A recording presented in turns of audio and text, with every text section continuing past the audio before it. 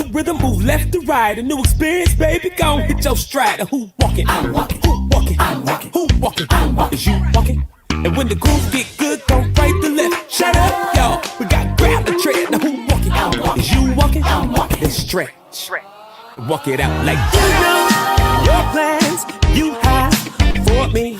There's no evil. It's all good things. Lord, I love you. So I will trust you. Here I let my fear die. That's why I'm walking. And my eyes can get it right. Faith will be my guide. And I'll Through the trouble. when I don't understand, I will surrender to your plan for me. clap your hands. Everybody, I say feet don't fail me now. Don't tell me now. Don't chase it. Ready? Yeah. Somehow I walk. You know your plans you have for me. There's no evil. It's all good things. Lord, I love you. I will trust you. So here I let my fear die. That's why I'm walking. I'm walking. And my eyes can get it right. Yeah. Faith will be my guide. And even through the trouble, I don't understand. I'll relinquish all my plans. Good Lord, open up doors. Took me down a path I ain't never been before.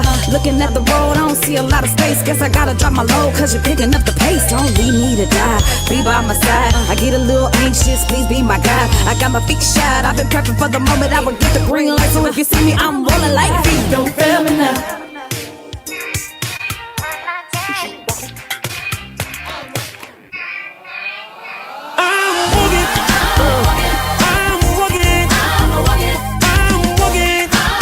Trying to tell you like I am. By faith. Oh Lord, I'm walking. Anybody else going? Yeah, I say I am. I'm walking. In my Eyes can get it right. will be Faith will be my guide. I'll follow. When I don't understand, I surrender to your plan. For me. Feet don't fail me now. I'm walking. I'm walking. I'm walking. I'm walking. I'm walking. I'm walking. I'm walking. Trying to tell you like Oh yeah. I'm walking. ooh, I'm walking. Anybody else going? I'm walking. Yeah, I say I am. Oh yeah. Can I get a witness? I'm walking. I'm walking I'm walking. wherever you may lead. I'm walking. Yeah. Oh, man. Oh yeah. Ooh, yeah. Walking by faith. Sing. I'm walking. Get grandmama now. I'm walking.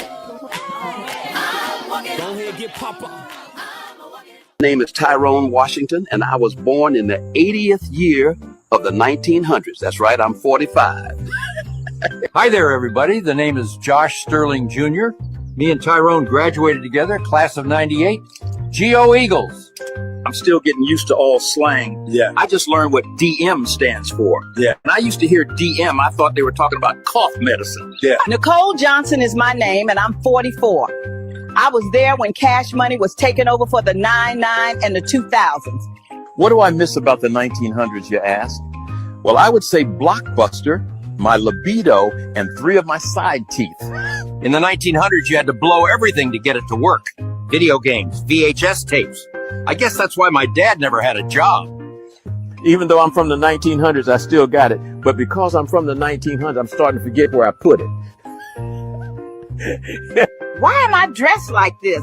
I'm supposed to be in casual clothes, but they got me looking like Celie told Harpo to beat me. Words that end in A-N. You yell out a word, I'll write it down. Let's see how many we can get. Go! Fan, there's a good one. Man, there's another one. Lesbian. Words that end in A-N. Anyone, words ending in A-N. Lesbian. Okay, I heard pan. Good. No. Steve said lesbian. Hold on. Good, we'll write that down. Just the word. Not a big deal, but we'll move on. We'll get some other ones. What is a lesbian, sir? It's your word. How do you... All right. If you liked another girl. I like Olivia. Am I a lesbian? Well, if you like Olivia, you could be, sure. I like Olivia. I love Olivia. I like Olivia too.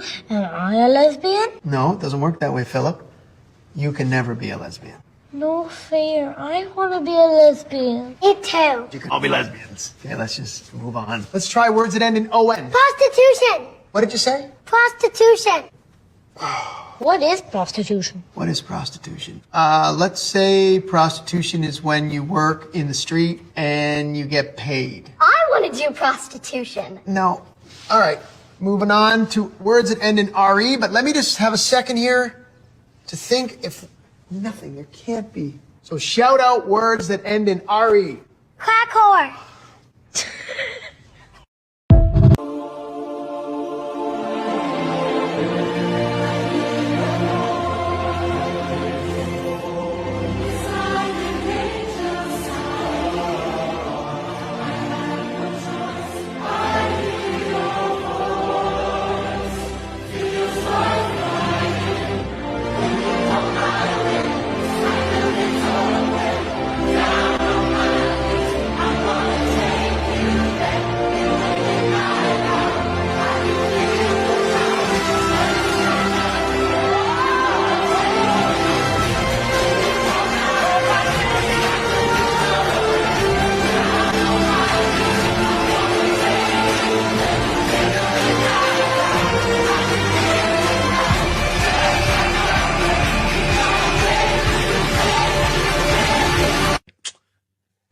Say something, but I ain't want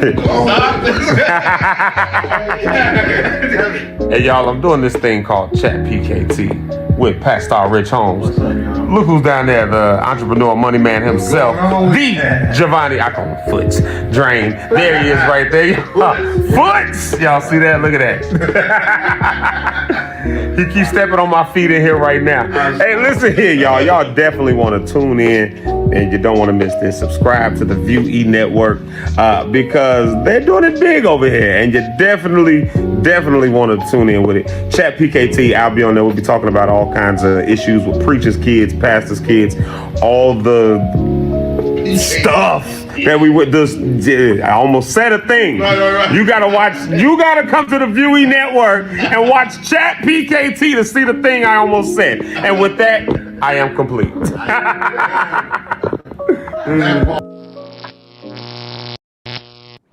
I get a green light? I want everything you promised me, Lord. Sometimes seems like it's taking way too long trying to decide. Should I stay? Should I move on? Wanna be right?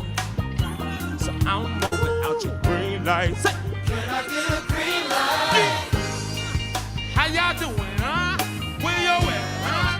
Can I get a green light? If you waiting on the Lord, God, you take a matters word what you say, huh? Yo, say, can I get a green light? See, I want everything. I want everything you promised me, Lord. Seems like it's taking way too long. Seems like it's taking way too long. Trying to decide. Should I stay? Should I move on? So I don't move. Can I get a green light? How y'all doing, huh? Where y'all at, huh? Can I get a green light? And if you're waiting on the Lord, God, you take a every word, what you say, huh?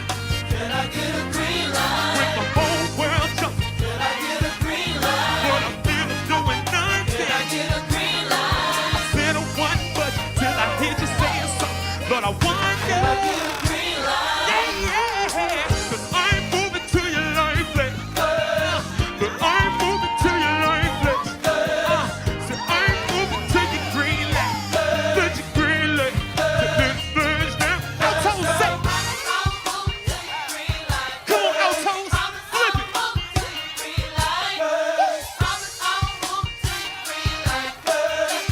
Right here. Sopranos,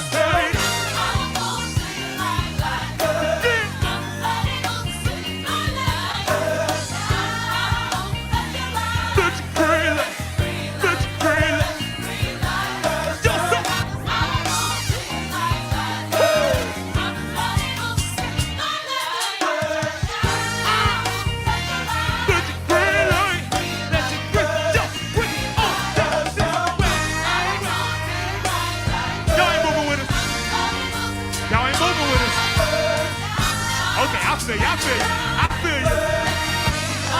If you really into that thing, get it real. Everybody, soprano set.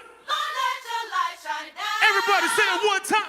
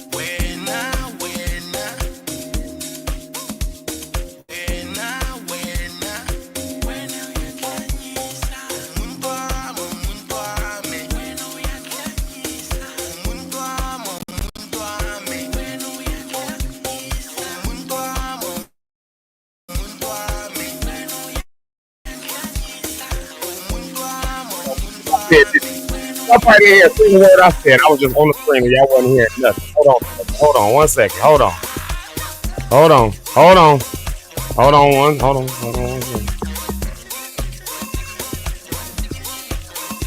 All right, can y'all hear me now?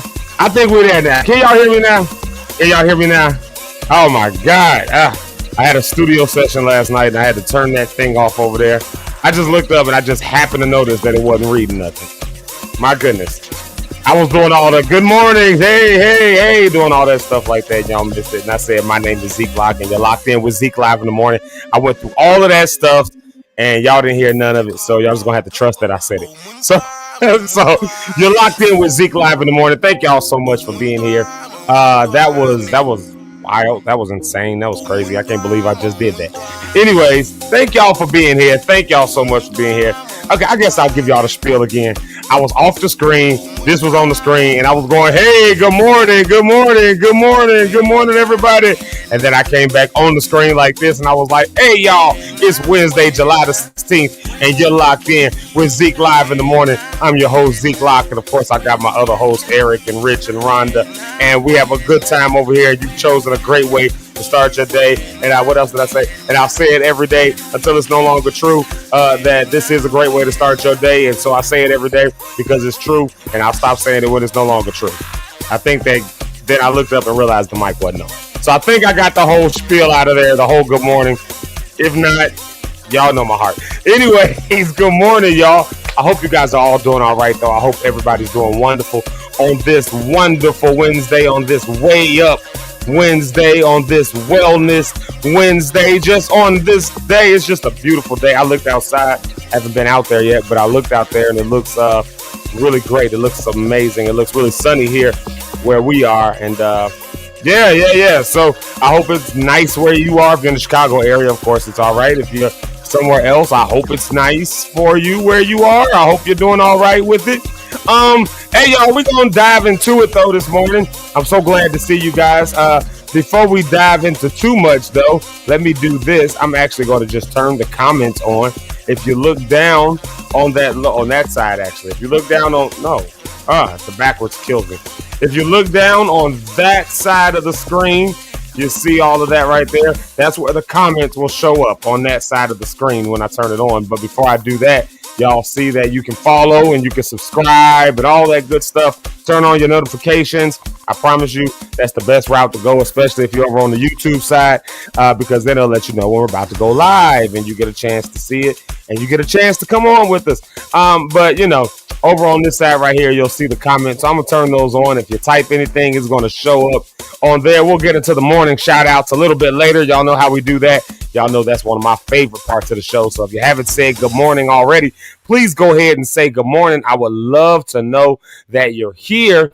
But before we dive into anything, and like I said, you can leave comments now and they'll show up over there. Before we dive into anything, though, can I put this on the screen? Can I put two things on the screen? The first thing is this. Y'all know I got to keep plugging this because I think this is an important event that we do, and it's coming up next Thursday, not tomorrow, but the day after. Not the day after tomorrow. What am I talking about?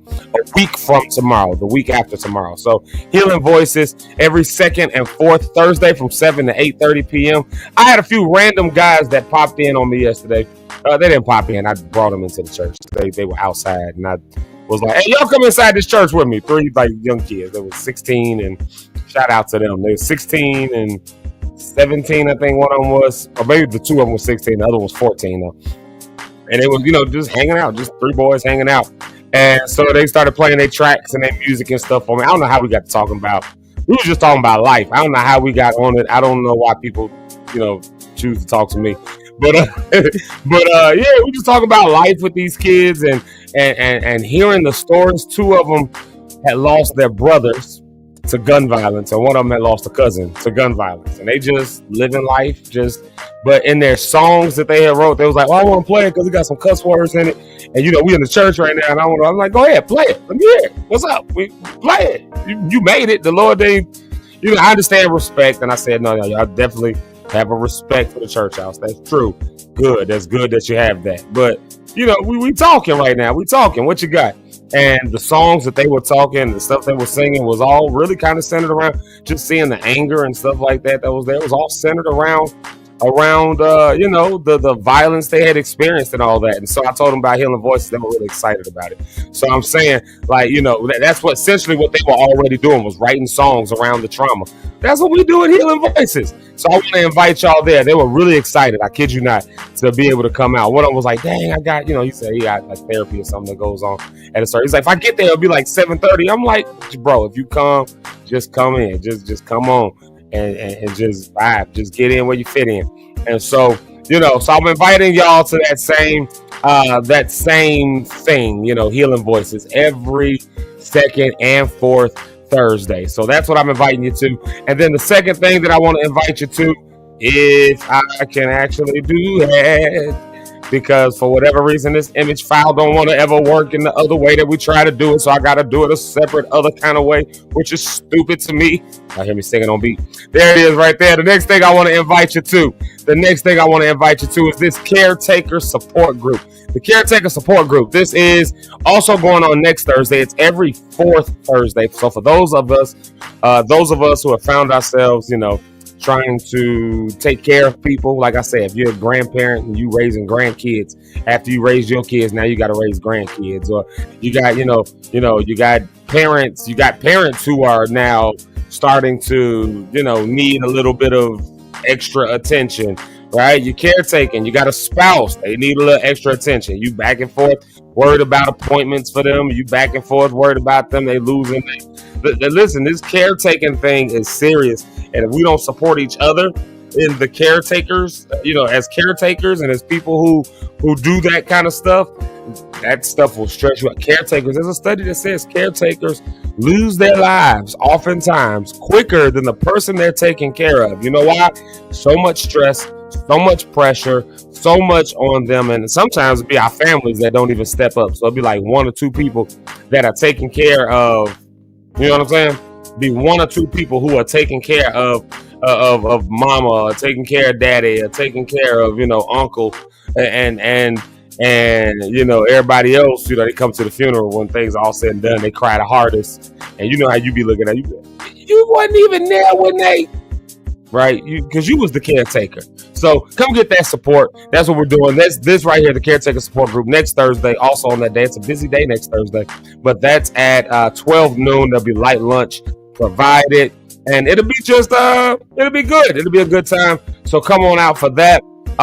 Would love to see you there. Would hope to see you there. Really would hope to see you there. Hope that you'll be able to make it out. Of course, that's only if you're in the Chicago area. So there you have it. Yeah, you got to be in the Chicago area. If you're not in the Chicago area, nothing I can do for you. But yeah, so let's dive into this today. Let's dive into this. We are hitting up on this topic. I'm continuing in this theme, this theory we've been doing. This theory. So I guess it's a little bit of it's not a theory. It's a question. It's a query, not a theory. So is it all right if I give y'all this query today? Again, to be or not to be. What are we being? What are we not being? And of course, y'all know me. I've been painting this around spirituality and all that kind of stuff like that. So what are we being? What are we not being? Well, today my question is, this is part 3 on Wednesday, what is today? The 16th. Yes, Wednesday the 16th. On my Wednesday the 16th, I'm asking you this question. Are you going to be, there's a 2-part question. Are you going to be spiritually aware? That's the first part. Are you spiritual? Are you going to be? But well, yeah. Are you going to be if you're not? Or you know, are you to be spiritually aware? Okay, y'all get where I'm going with that. So, are you spiritually aware in your own life? Are you in touch with the? You know, y'all know my faith. Y'all know where I stand. Y'all know who I am. But I'm aware that's not everybody on here. So that's fine. That's okay. That is what it is. But then you got some kind of spiritual consciousness. But here's the second part to that question.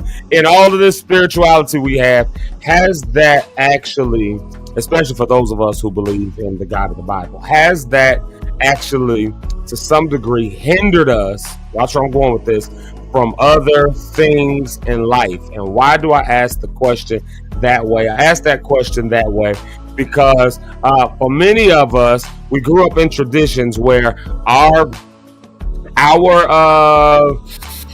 what's the word I really want to say? Our expression with the divine, our understanding of the divine, our connection with the divine, it was a fear-based connection. You know what I mean? It was you better get it right, otherwise Jesus gonna come back and he gonna beat you up and send you to hell. Like, so all of our spirituality became this for many of us, all of our spirituality became this toggling between, this vacillation between how do I live my life, hoping and trusting in the love and the grace of this God that y'all said has love and grace, but also if I sneeze or fart the wrong way, God is gonna kick my butt. Like I'm gonna end up in hell because I oh my God, I looked at her the wrong way. Oh my God, I had a bad thought. I gotta go and go to, you know, if you're Catholic, I gotta go to confession. If you from a charismatic movement, I gotta go to the altar and get deliverance. If you from a evangelical movement, I've got to go down and I've got to I've got to repent and I've got to do, maybe I got to do a Hail Mary. I got to do all these different things because I had a negative thought, or because I missed the mark in some kind of way. Maybe I did a bad thing, a thing that I deem as some sin or something like that. And so as a result of that, I got to do all of these steps because I don't want God to beat me up.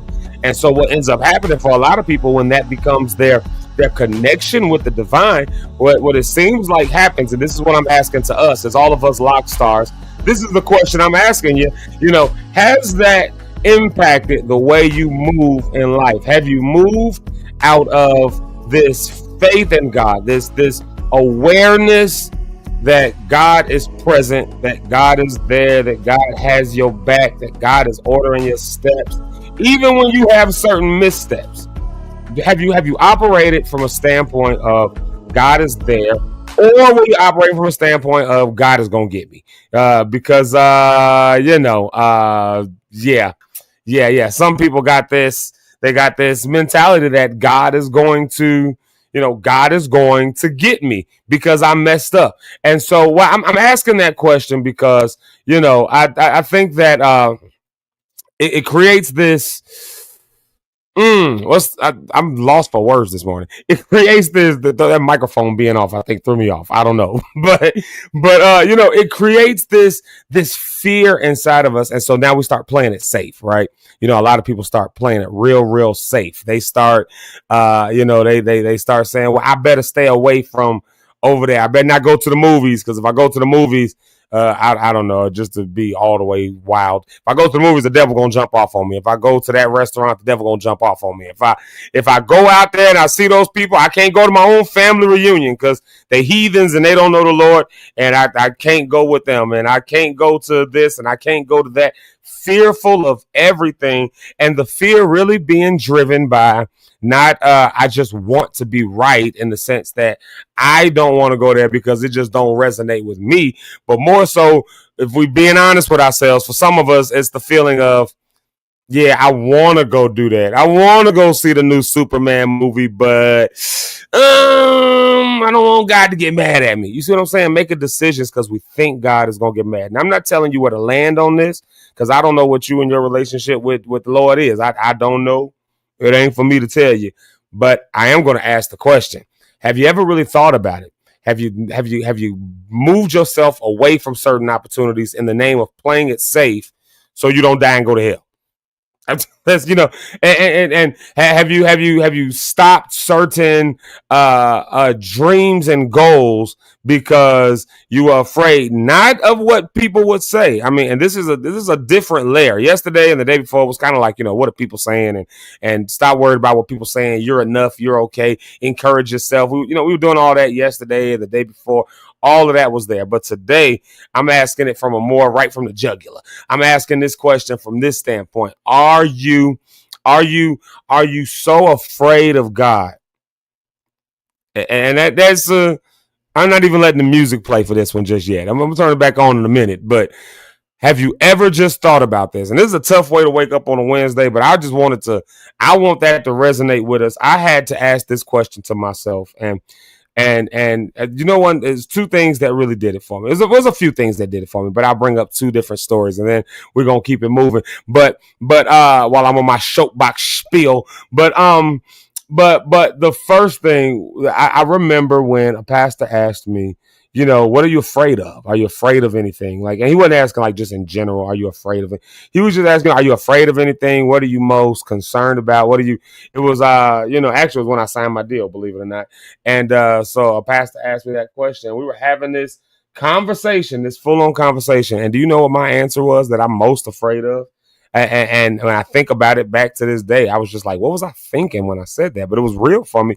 I was most afraid that I would do all this stuff, achieve great heights, end up doing some amazing stuff, and then I would die and I would, maybe something would happen, or I don't know. I wasn't in my suicidal phase just yet, but something would, maybe something would happen. I knew I had to die one day, and then that would happen, and I would get in front of the pearly gates. I would get in front of the throne of glory.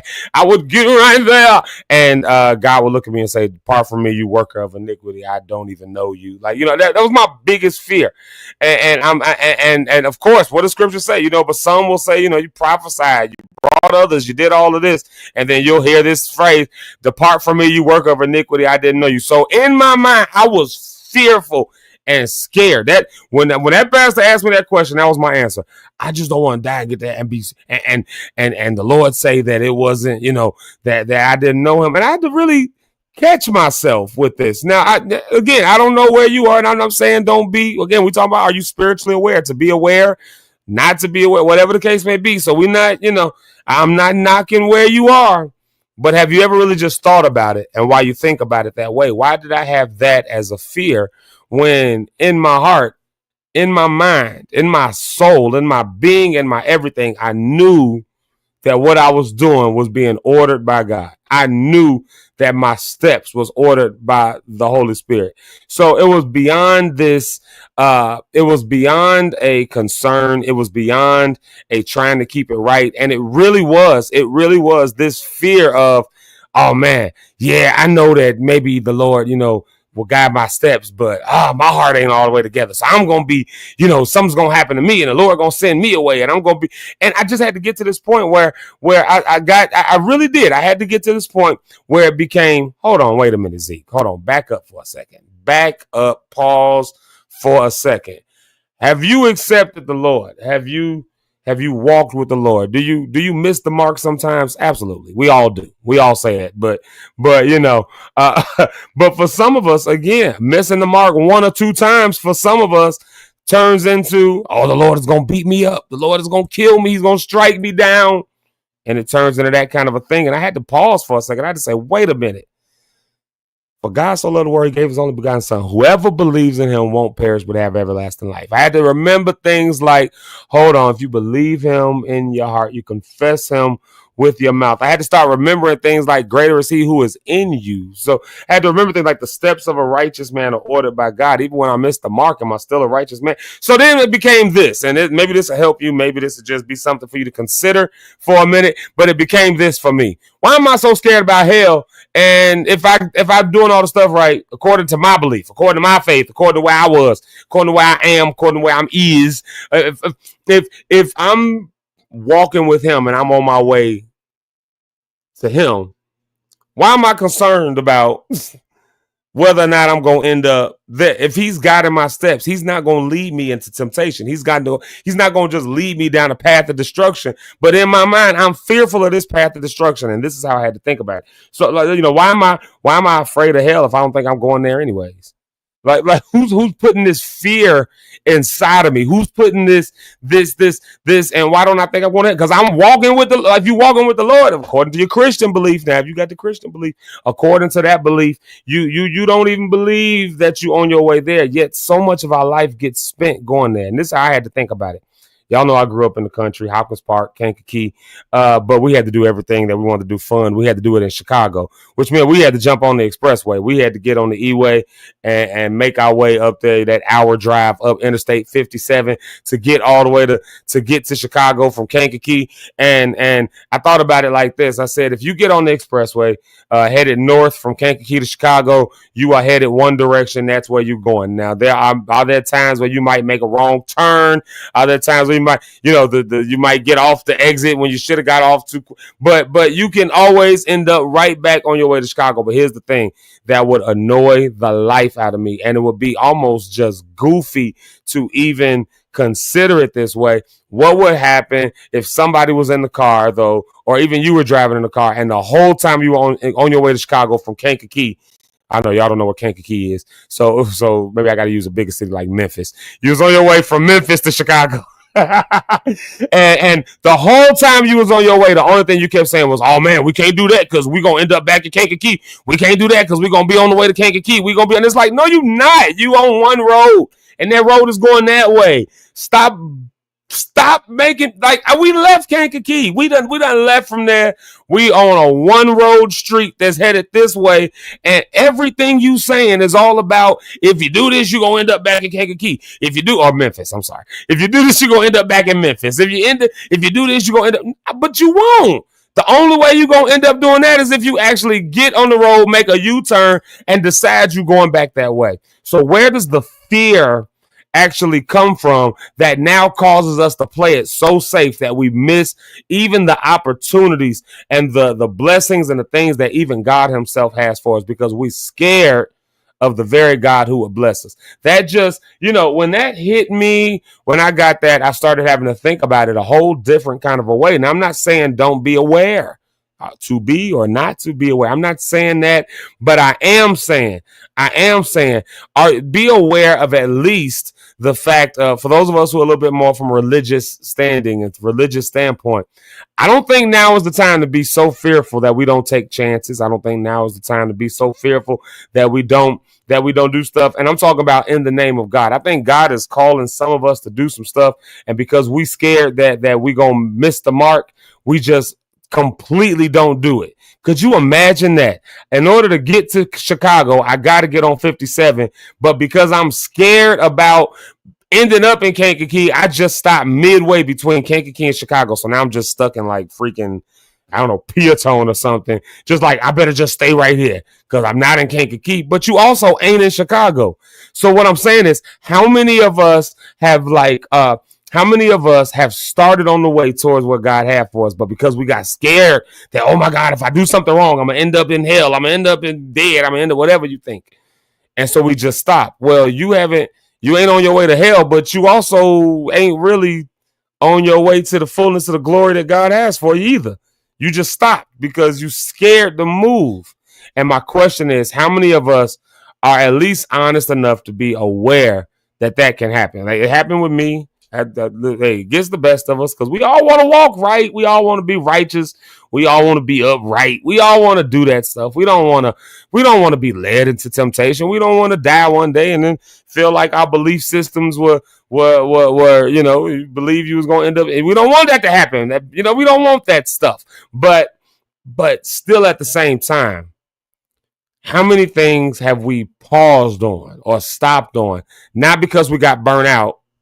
See, some of us, we do a lot of talking about being burnt out and being worried about what people saying and all that, but not because we were burnt out, not because we were tired, not because we were worried about what people was going to say, but literally because we were afraid that we was going to end up walking away from God, ended up in hell or something, even though God was the one who was ordering your steps the whole time. So are you at least at a point of spiritual awareness that you can see where God is leading you and that you can walk in it with boldness and understanding this, that there's a mercy and a grace that God has. Now, some of us never heard about mercy and grace. I heard about it, but some of us had never heard about it. So that's why we got that fear. But you gotta, can you unpack that and find that out? And if you have never struggled with that and dealt with that, can you experiment with why? Can you, why have I never felt that kind of a fear? Because then you probably doing something right, and you could definitely stand to share that with us, because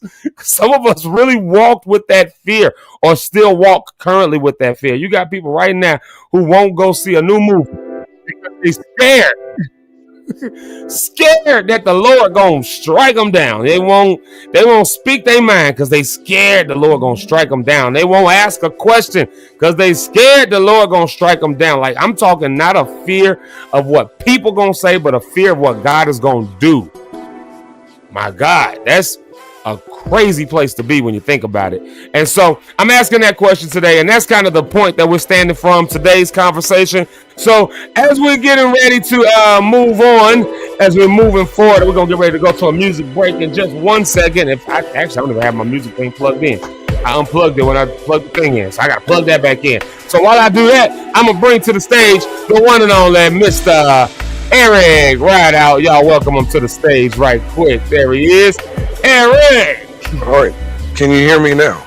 Yeah, there you go. Very good. I'm just making sure though. You came on like Verizon back in the day. Can you hear me now? That's what it's sounding. Good morning, everybody. I'm here for a little bit today, but I was listening to what you was talking about. I'm one of those people, honestly, who has not struggled with that. Really? And I'll explain why. Because I believe what the scripture says 100%. I'm one of them people that believe everything, right? I understood out the gate that God has given us a grace for mistakes. Jesus' disciples walked with him for 3 years. And in that time, they made mistakes that he would correct them and say, yo, that's not right. Blah, blah, blah, blah, blah. But he gave them grace for their mistakes.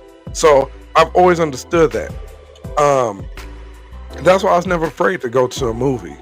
Even when I've had pastors, you don't go there. Well, why not? I'm going. I don't feel that way about that like you do, But then at the same time, there's a penalty for wrong.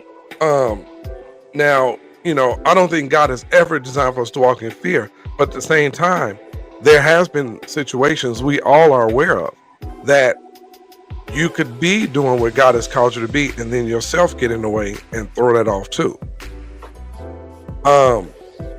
Think about this, and not to say any names, but think about the pastors we actually talked about on here who were called to do what they did, right?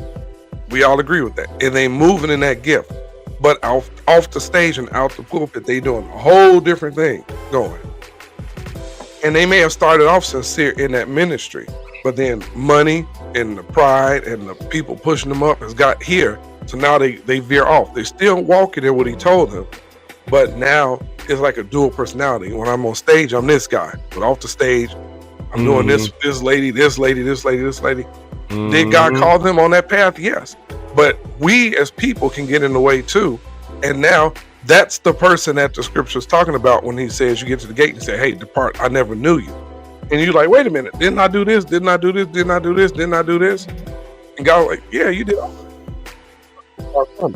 Which is that breaking point. So I tell people all the time, I've never just feared that. And another thing is too, I don't have a heart to walk in iniquity. And some people don't know what that means.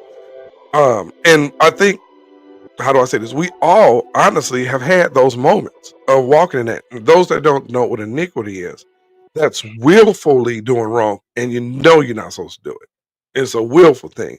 If hypothetically, you know, I'm not supposed to do this in this situation. And you say, yeah, I'm going to do it anyway.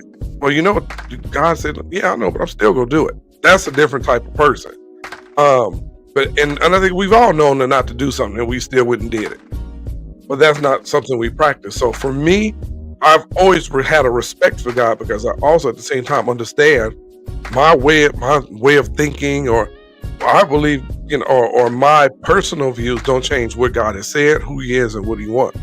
So I keep him in the place where he belongs, which is he's in charge of everything. I'm following what he's saying, but I also understand that he gave us a life. Like we say, when Jesus went to the wedding parties and stuff, they were dancing. The Bible said people was dancing, having a great time. Jesus was right there with them, celebrating. He wasn't there like, oh, look at these sinners around me. Look at this one over here. I know what the thing about Jesus, he knew what everybody in there had going on. When they brought him for the woman who had adultery, he already knew what that woman was doing. He knew, just like he knew about everybody who was about to throw the rocks at her, what each one of them had going on. And he didn't even judge them at that moment. What he telling them? Hey, okay, you want to stone it, go ahead. Whoever ain't did nothing wrong, throw the first rock. And he left it like that. He didn't say, hey, I know you doing this, and you over there doing this. He's like, all right, that's how y'all feel, go ahead. Whoever have never did nothing wrong, you throw the first rock and hit her with it. And what did the Bible say? All of them felt convicted in themselves, and the crowd dispersed. Jesus said, where everybody at who was pointing you out about what you did wrong? She's like, they gone. He said, where are your accusers? She said, I don't know, they left. You know, and she was like, I forgive you. Get up, sin no more. He forgave her, and he knew what that woman was doing. You know, so that's how I've always looked at it. And I mean, I may have had, I take that back. I'm not gonna say I've had, if I do this, how's God gonna feel? But if it lines up with my belief, and I'm not doing anything that's going outside of what he's said, it's fine to do. I think that's the devil's trick, is to use condemnation to make you feel guilty about stuff. God never makes you feel guilty about something. Now, does God convict you of something and say, yo, you ought to, just like you, Zeke, as a choir director, when you was up in front of the choir, you loved everybody in there, but when they did something wrong, you was like, hey, that's too much. Hey, that's wrong. Y'all need to fix that. That's how God do. He's like, hey, you cool, but don't do that. And you're like, okay, you know, you back off of it. That's being obedient to God. And I think if God, you know, if you have not you, but as people have the relationship they say they have, they should have that kind of communication with him too. If you walk around all the time not knowing what God is speaking and what he's saying, and you only got what your pastor's telling you, you're in a bad situation. Yeah, you in a cult. I tell people, you in a cult, and that brings up a thing that and maybe we'll approach this when we come back from this music break here.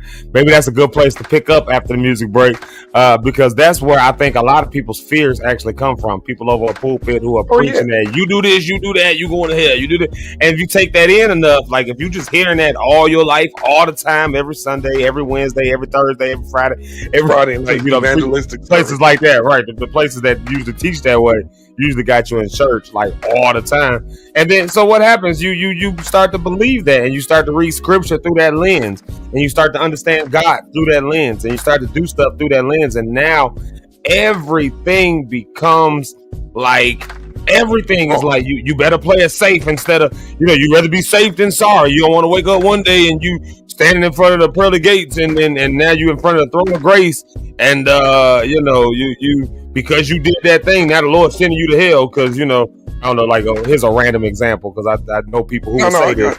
You take like a DJ Red, for instance. I know he in here because I saw his comment.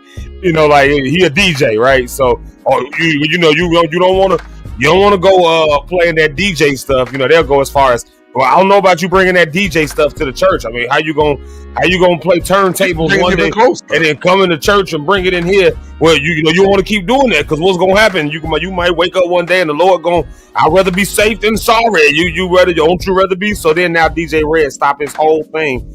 And who's to say that God wasn't going to use him? And DJ Red, I'm sorry, Marcus, I'm using you as an example, but you my brother. So, but who's to say that God wasn't going to use that for something else, something greater? And now because he got this fear, now all of a sudden he's not doing it.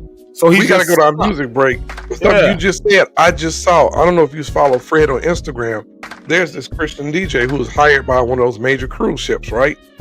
So he was playing, regular music. People was dancing. And he took almost like dude did with Kirk Franklin joint we heard.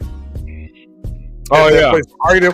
Dude makes some of Fred's music, some of Kirk music over, and he will stick it right in there in the middle of the beat. It might be Chris Brown song.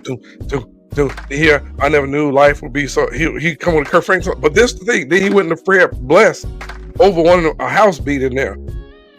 But what was funny? If you watch the video, almost the majority of them Negroes in there start singing it. When they start playing it, everybody in there was like this. And everybody doing this, singing the words. And I'm looking around like thugs in there, the chicks in there twerk, and they stop and they sing it. But see, there's a way God can even use that to share the message. So people have I think we have this vision. We have this kind of vision that what God can do when God has no limits. We see anybody. Yeah, and we of course don't treat it that same way. We treat it from the standpoint of God is only going to do, I guess some people are just waiting for God to do stuff like he did in the Bible. They're waiting for horses and chariots and swords to come back. Meanwhile, we got nuclear weapons, tanks and Teslas and airplanes, but they waiting on horses and chariots and swords and anything that don't look like that, then it must not be God. And that's just ridiculous to me. We're going to go right back, y'all. We're going to pick up this conversation right here. Y'all take a jam. If you haven't said it already, say good morning because we're also going to come back with morning shout-outs. So make sure you say good morning if you haven't done it. We want to hear from you. We'll be right back. We're going to jam, though. We just hit you with a whole lot, so now we got a jam for it. Let's go.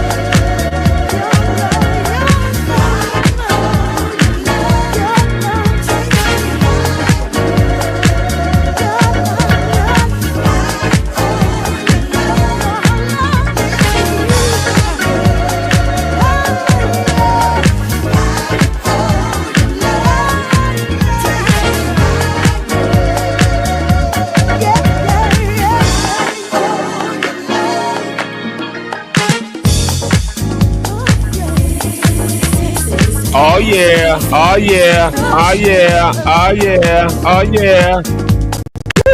My goodness, y'all. Y'all better come on. Y'all better come on with it. Come on with it. Come on with it. Hey, hey, hey, hey. Come on with it. Come on with it. Y'all jamming? Y'all jamming this morning? Are y'all jamming this morning? Are y'all jamming this morning? I hope so. I hope y'all are jamming this morning. If you haven't said it already, let us know you're here. Say good morning, because one of our favorite parts of the episode of the show is to make sure that we say our morning shout outs. We love that. We love the morning shout outs over here. We love saying good morning to everybody, but we also love jamming out. We love it. Y'all better come on, come on, come on, come on, come on. Hey, all right, y'all. Let's see who's in here this morning. Let's see who's in here. If you haven't said good morning, like I said, make sure you said it. All right, first comment of the day, E. Who got the first comment of the day? All week long, guess who it's been? DJ Red. DJ Red been the first comment for a few times now, y'all. He ain't playing no games with him. DJ Red said, I'm getting on early this morning. Shout out to him. He says, good morning, good morning, blessed people.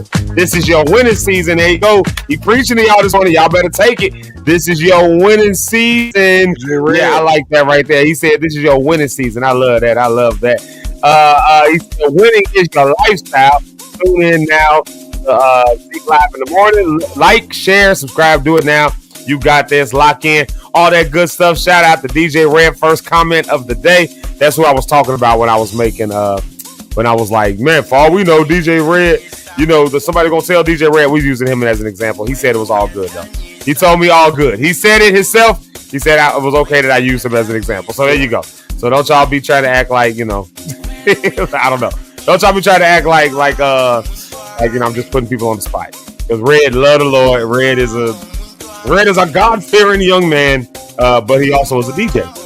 I mean, like, and imagine him not doing the DJing thing, because Red has done many shows for me, and I think we've done a lot of, I think we've helped a lot of people over the years, the movements and things that we did musically, and DJ Red was a big part of that. But imagine, you know, just using him as an example, and then I'm moving to the next comment, because we can pick this up in a minute. But imagine DJ Red was, like, so scared to pick up DJ equipment. Like, you know, we was when I first linked up with you way back LXW days. What was the first thing I said I wanted? I was like, bro, I see it with a DJ. And then somewhere down the line, we ended up with DJ Red. Like, imagine he was too scared to be a DJ because somebody had him scared he was going to go to hell. Like, we wouldn't have did half the shows. Yeah, we wouldn't have reached half the people we reached if that wasn't the case. So thank you, Red, for not being in fear, and thank you for being the first comment of the day, showing that the fellas know how to be the first ones here sometimes. There you go. And then next comment is Mama Pastor Cynthia Cohen. Y'all show her some love. That's one of the mamas of the show, y'all. Good morning. That's Rhonda's mama. Yeah, good morning. That's Mama Pastor Cynthia Cohen. That's what I call her. Y'all can call her the same thing, Mama Pastor Cynthia Cohen. I guess I'll let y'all call her that too. I won't be selfish with my nickname. I'll let y'all say it too. There you go. So Mama Pastor Cynthia Cohen saying good morning to all you Lock Stars. That's so cool that we use the name Lock Stars. We just throw that name around. I love that. Like, that's so cool to me. Like, hey, people be with it. I love that. Yeah, you know. And then Eric, look at your mama. There she is right there saying good morning to everybody. Hello, mama. Hey, yeah, you know, we was praying for the Ride Out family yesterday. Eric, you said your father's doing a little bit better today, huh? Oh, yeah, he's doing better. He's doing better. And, you know, keep me in prayers too, because I go to the doctor to get my test results today too. Oh, so, yeah, man. But everybody's good. Good deal. Good deal. Yeah. You know, we was praying yesterday. Mama said she had to go to the, you know, she said she jumped on for a minute, then she said, I gotta go to the hospital with my husband and all that. So we, of course, prayed. He might be getting out today or tomorrow. Oh, good. We was praying for him yesterday. We was praying for the whole Ride Out family yesterday. You know, we had that in our prayer. We know you was doing some traveling and stuff, but we was praying for y'all. We had y'all in our prayers. You know, why do people say thoughts and prayer? I'm gonna have you in my thoughts and my prayers. Man, I don't care if you thinking about me. You pray for me. Don't. It's funny you said that. That's why they said it yesterday to me. Yeah, you were in my thoughts. Like, that don't help me. Right. I mean, I'm glad you thought about it. What'd you do with them thoughts? Like, did you call me? Did you literally send me an email? Did you yesterday? Hey, man, I know you got. What else at my job? I know you got to go your test. You're in my thoughts. Like, what does that even mean? Yeah. You thinking about me is not helping nothing. Right. Because you might Don't think something bad. about me. Give me some money. Right. Yeah, or what if you thinking bad story? Oh, this ain't looking too good. Now you didn't put that out. You thinking about that, right? And still on the same token, it's like, and even that still don't got nothing to do to me. Like, do something, have some kind of action with me. Don't just think about me. Like, just sitting there, just thinking about me. Like, don't just like think that's about like me. that's giving me power. You just thinking about me. Get up. I don't mean nothing. Right. Here's our girl Asia Jamal. Asia Songbird Pure Life Jamal. Y'all better go follow her. Shout out to her this morning. Pure Live, of course. Y'all know I'm always plugging everybody around here. If I know you got stuff going on, I'll be plugging it. So she's got Pure Live Podcast. You can go follow that on YouTube because she's over there. And then here's one of our favorite people as well, Miss Brenda Rose. Oh, we haven't seen her for a couple days. Shout out to Miss Brenda Rose. Oh, hey. We love you. Good to see you this morning. Yeah, Miss Brenda Rose saying good morning to everybody. Good morning. It's the Great Zeke Lock Morning Show. Oh, snap. We the Great Zeke Lock Morning Show. We the great. When somebody put the great on something, it's better than when somebody put, that's that little morning show. Y'all got that little morning show you do. Oh, really? Yeah, they got some little thing they doing little. Right, they got that, everything you doing. Right, you got that little. I see you with your little morning show. Okay, Z. Okay, Aaron, y'all got your little morning show. No, she didn't say that. She said it's the great morning show. Y'all better come on. Yeah, I love that, man. Y'all so kind. Y'all are so generous to us. I promise y'all really are, and we love y'all for it. We really do. Look, here's our boy. Here's our friend. Here's our homie John Johnson. Shout out to him. Oh yeah, Freedom Lighting. And all that stuff. John is a good dude. We gotta have John on the show just to be John on is one day. Crazy. That's why we gotta have him on the show just to be on one day, just to talk. And just whatever we talking about, we just be talking about it. And John is crazy. We do need to have him on here. John, when can you come on?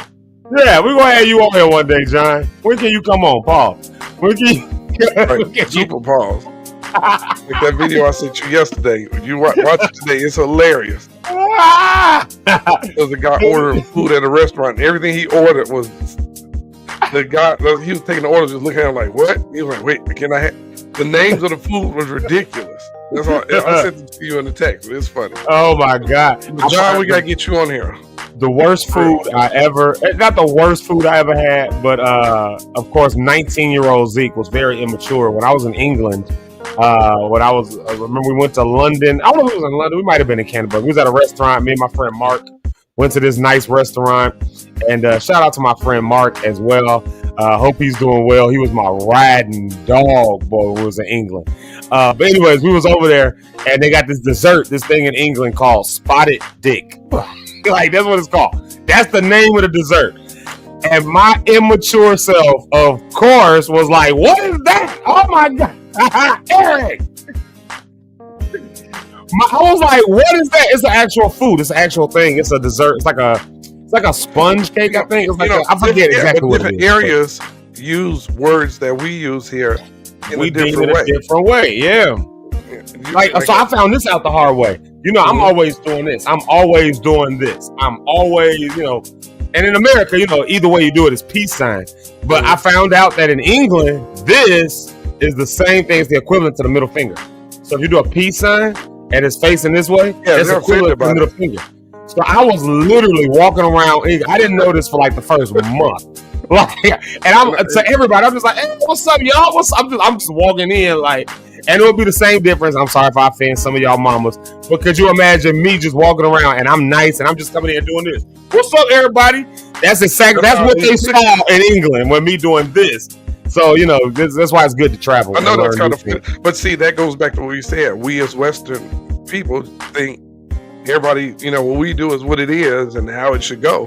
And I told the story the other day about the lady in England when she went to the guard and went up and one of us, and it was one of them. It was a big sign with a horse head and a red line through it. Do not touch. And what did she do? The guard is sitting there, one of the lawyer guards. And she went right up there and started rubbing the horse. The lady's like, get back. The guard saw how to get back. She was like, oh, I just want to touch get back. Like, you about to get popped. Sit back. And she made it get back over the line. It's like, you don't have privilege. What Americans feel like, you just go, wherever we go, everything needs to conform. What language that you speak? I speak English. Well, you're in Mexico. Mm-hmm. How are you going to run a resort here in Mexico if you don't have English-speaking workers? Nigga, you in Mexico. That's why. Like, we don't have to. We doing that as a courtesy to y'all. So that we can make money. Over there and stay at the Holiday Inn in Chicago. Get from over here. But anyway. That part. We got our good shout-outs. Right, y'all see how me and Eric just be going. Shout out to Jessie, a fellow PK right here. She's always saying some really good stuff in the comments, bro. I love her last name. Yeah, I know, right? Eniaku. How do you pronounce that?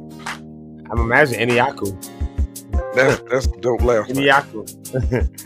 Yeah. But her comments be so spot on when we be talking about stuff. Her perspective is amazing. I love it. And she's a PK, we found out. So we share a lot of the same, you know, we got to this conversation yesterday and she was saying something there. We all got the same triggers.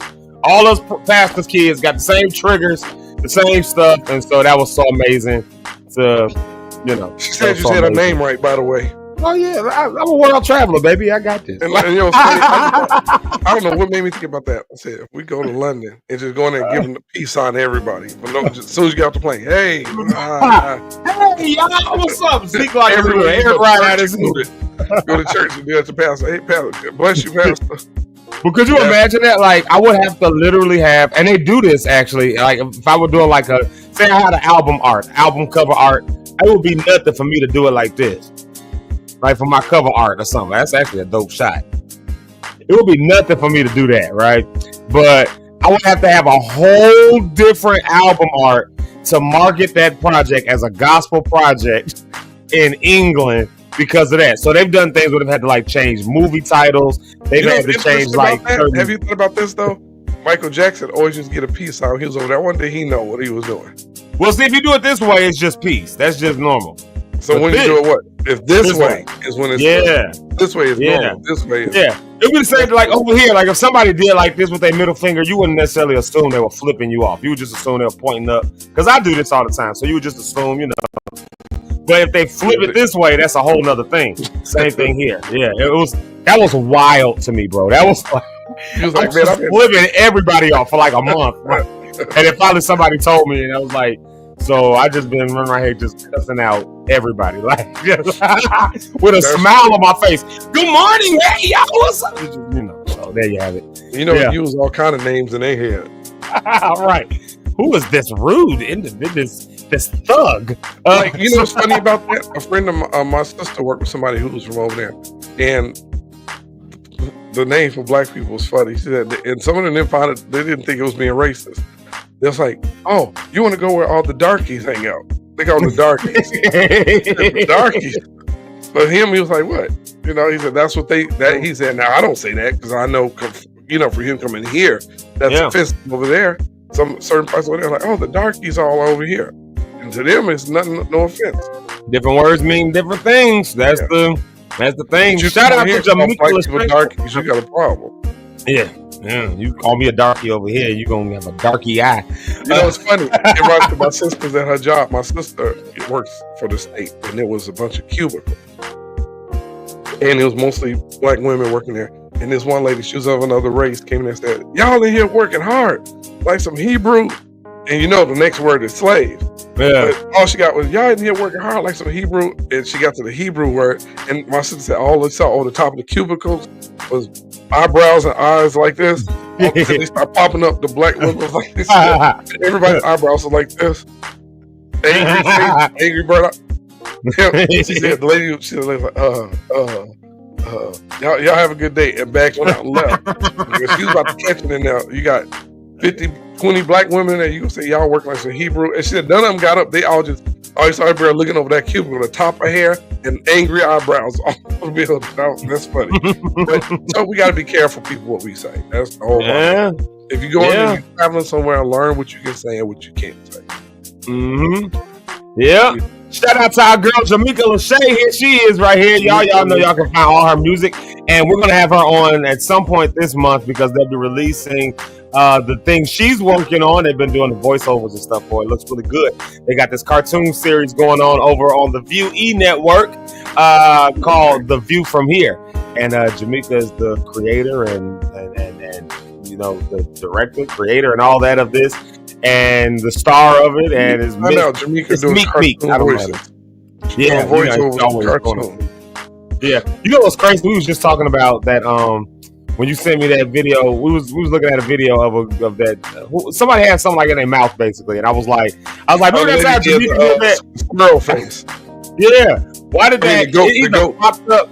Yeah, like so. Literally the next day, either the video I had of Jamaica doing it either popped up on my phone or she sent it to me. Like, remember this? But it was like after we had just got done talking about it, I was like, that's crazy. We was just talking about Jamaica doing it. We gotta share that on here. I know. I got it somewhere in my phone because it popped up. Yeah. What's the character she looked like? The Whoville people. The Whoville people. Like that was hilarious. She was doing that when I was eating. Them grapes that I'm out. We're going downstairs to sing on a Sunday in Indianapolis, and that's y'all would think that we would be in like deep prayer and prostrate before the Lord. Lord, use us for your good. No, we'd be upstairs like cracking each other up. That's how we do. So she put them in there and turned around. That was funny to me. That was silly. She said she sent them. Shout out to this new person that I haven't seen on here before. I'm gonna hopefully I don't mess this up. I got Inyaku right, but let's see if we got Hajar Hafsa. Welcome him, Hajar. Welcome. I don't know if it's him or her. I'm so sorry. I don't see the thing. So I'm just. We'll have to come back in the comments. That was wrong with all exclamation marks. All right, it's pronounced John Smith. I'll be like, oh my God, I'm so sorry. I did not know that's how you pronounce. But that's American people. We try to act like we know how to say everybody's names automatically. Right. Oh, I can say that. That's just such. That would be fun. Good morning to him. And then his twin, Anthony Crichton, said he messaged me, so I got to go find my messenger. If you message me on Messenger, I got to like literally open up Messenger and go find it because I don't ever check my Messenger. I get some wild stuff in my Messenger. I don't know about y'all, but I get wild stuff. So I just years ago I stopped with Messenger. I just stopped. So if you ever send me something on Messenger, you gotta let me know some kind of way. I just let me know I found You'll it. Never get a response. Right. Like people be like, how come you never answer? I'll be like, because I don't even have it on my phone. That's why. So yeah, but shout out, that's Hopkins Park right there. That's HP Pembroke 944. Oh, you don't have Messenger. Yeah. I mean I got it. Somebody your guy was in town a few weeks ago and said I did reach out to him, Donnie. Oh really? Yeah, a messenger. So if you come across, you say, "Oh, hey man, I'm in town. Where y'all at?" Like, and then you still can respond. "Oh, I'm here in Chicago." He might get angry. like 4 months later. No, I keep it on because people. It's weird, man. People be like calling and like people I ain't never heard of. Be like just. I hate when people call me through Messenger. That's weird. Like with video on and stuff. It'd be like, bro, like, and it'd be like weird folks I don't even know. Like, it'd be like, who are you even? And especially if you're a guy and you call me through Messenger or you try to FaceTime me, it's automatic. Yeah. But I'd have had some people, and this ain't got nothing to do with him. This ain't got nothing to do with Crate. This ain't got nothing to do with him. Shout out to him.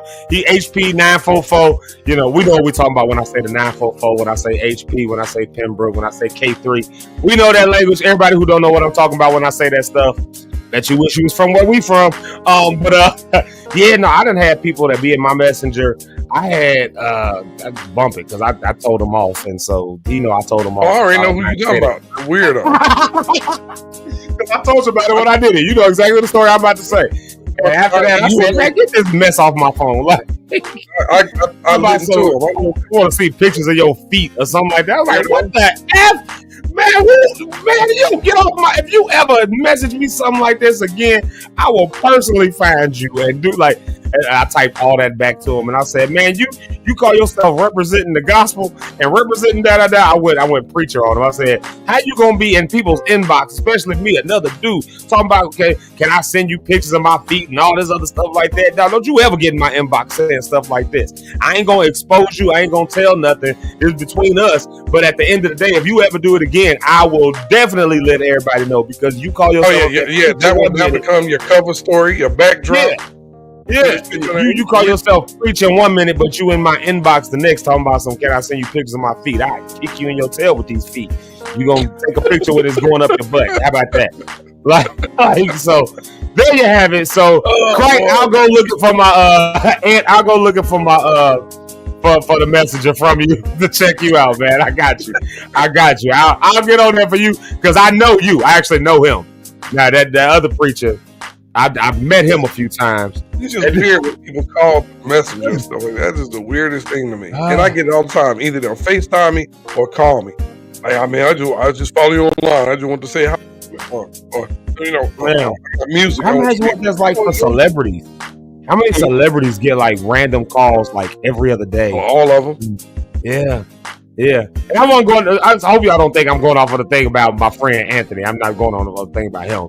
I'm just saying why I took Messenger off my phone. But that one story with that little preacher that did that, I cussed him clean out. I didn't use a single cuss word either.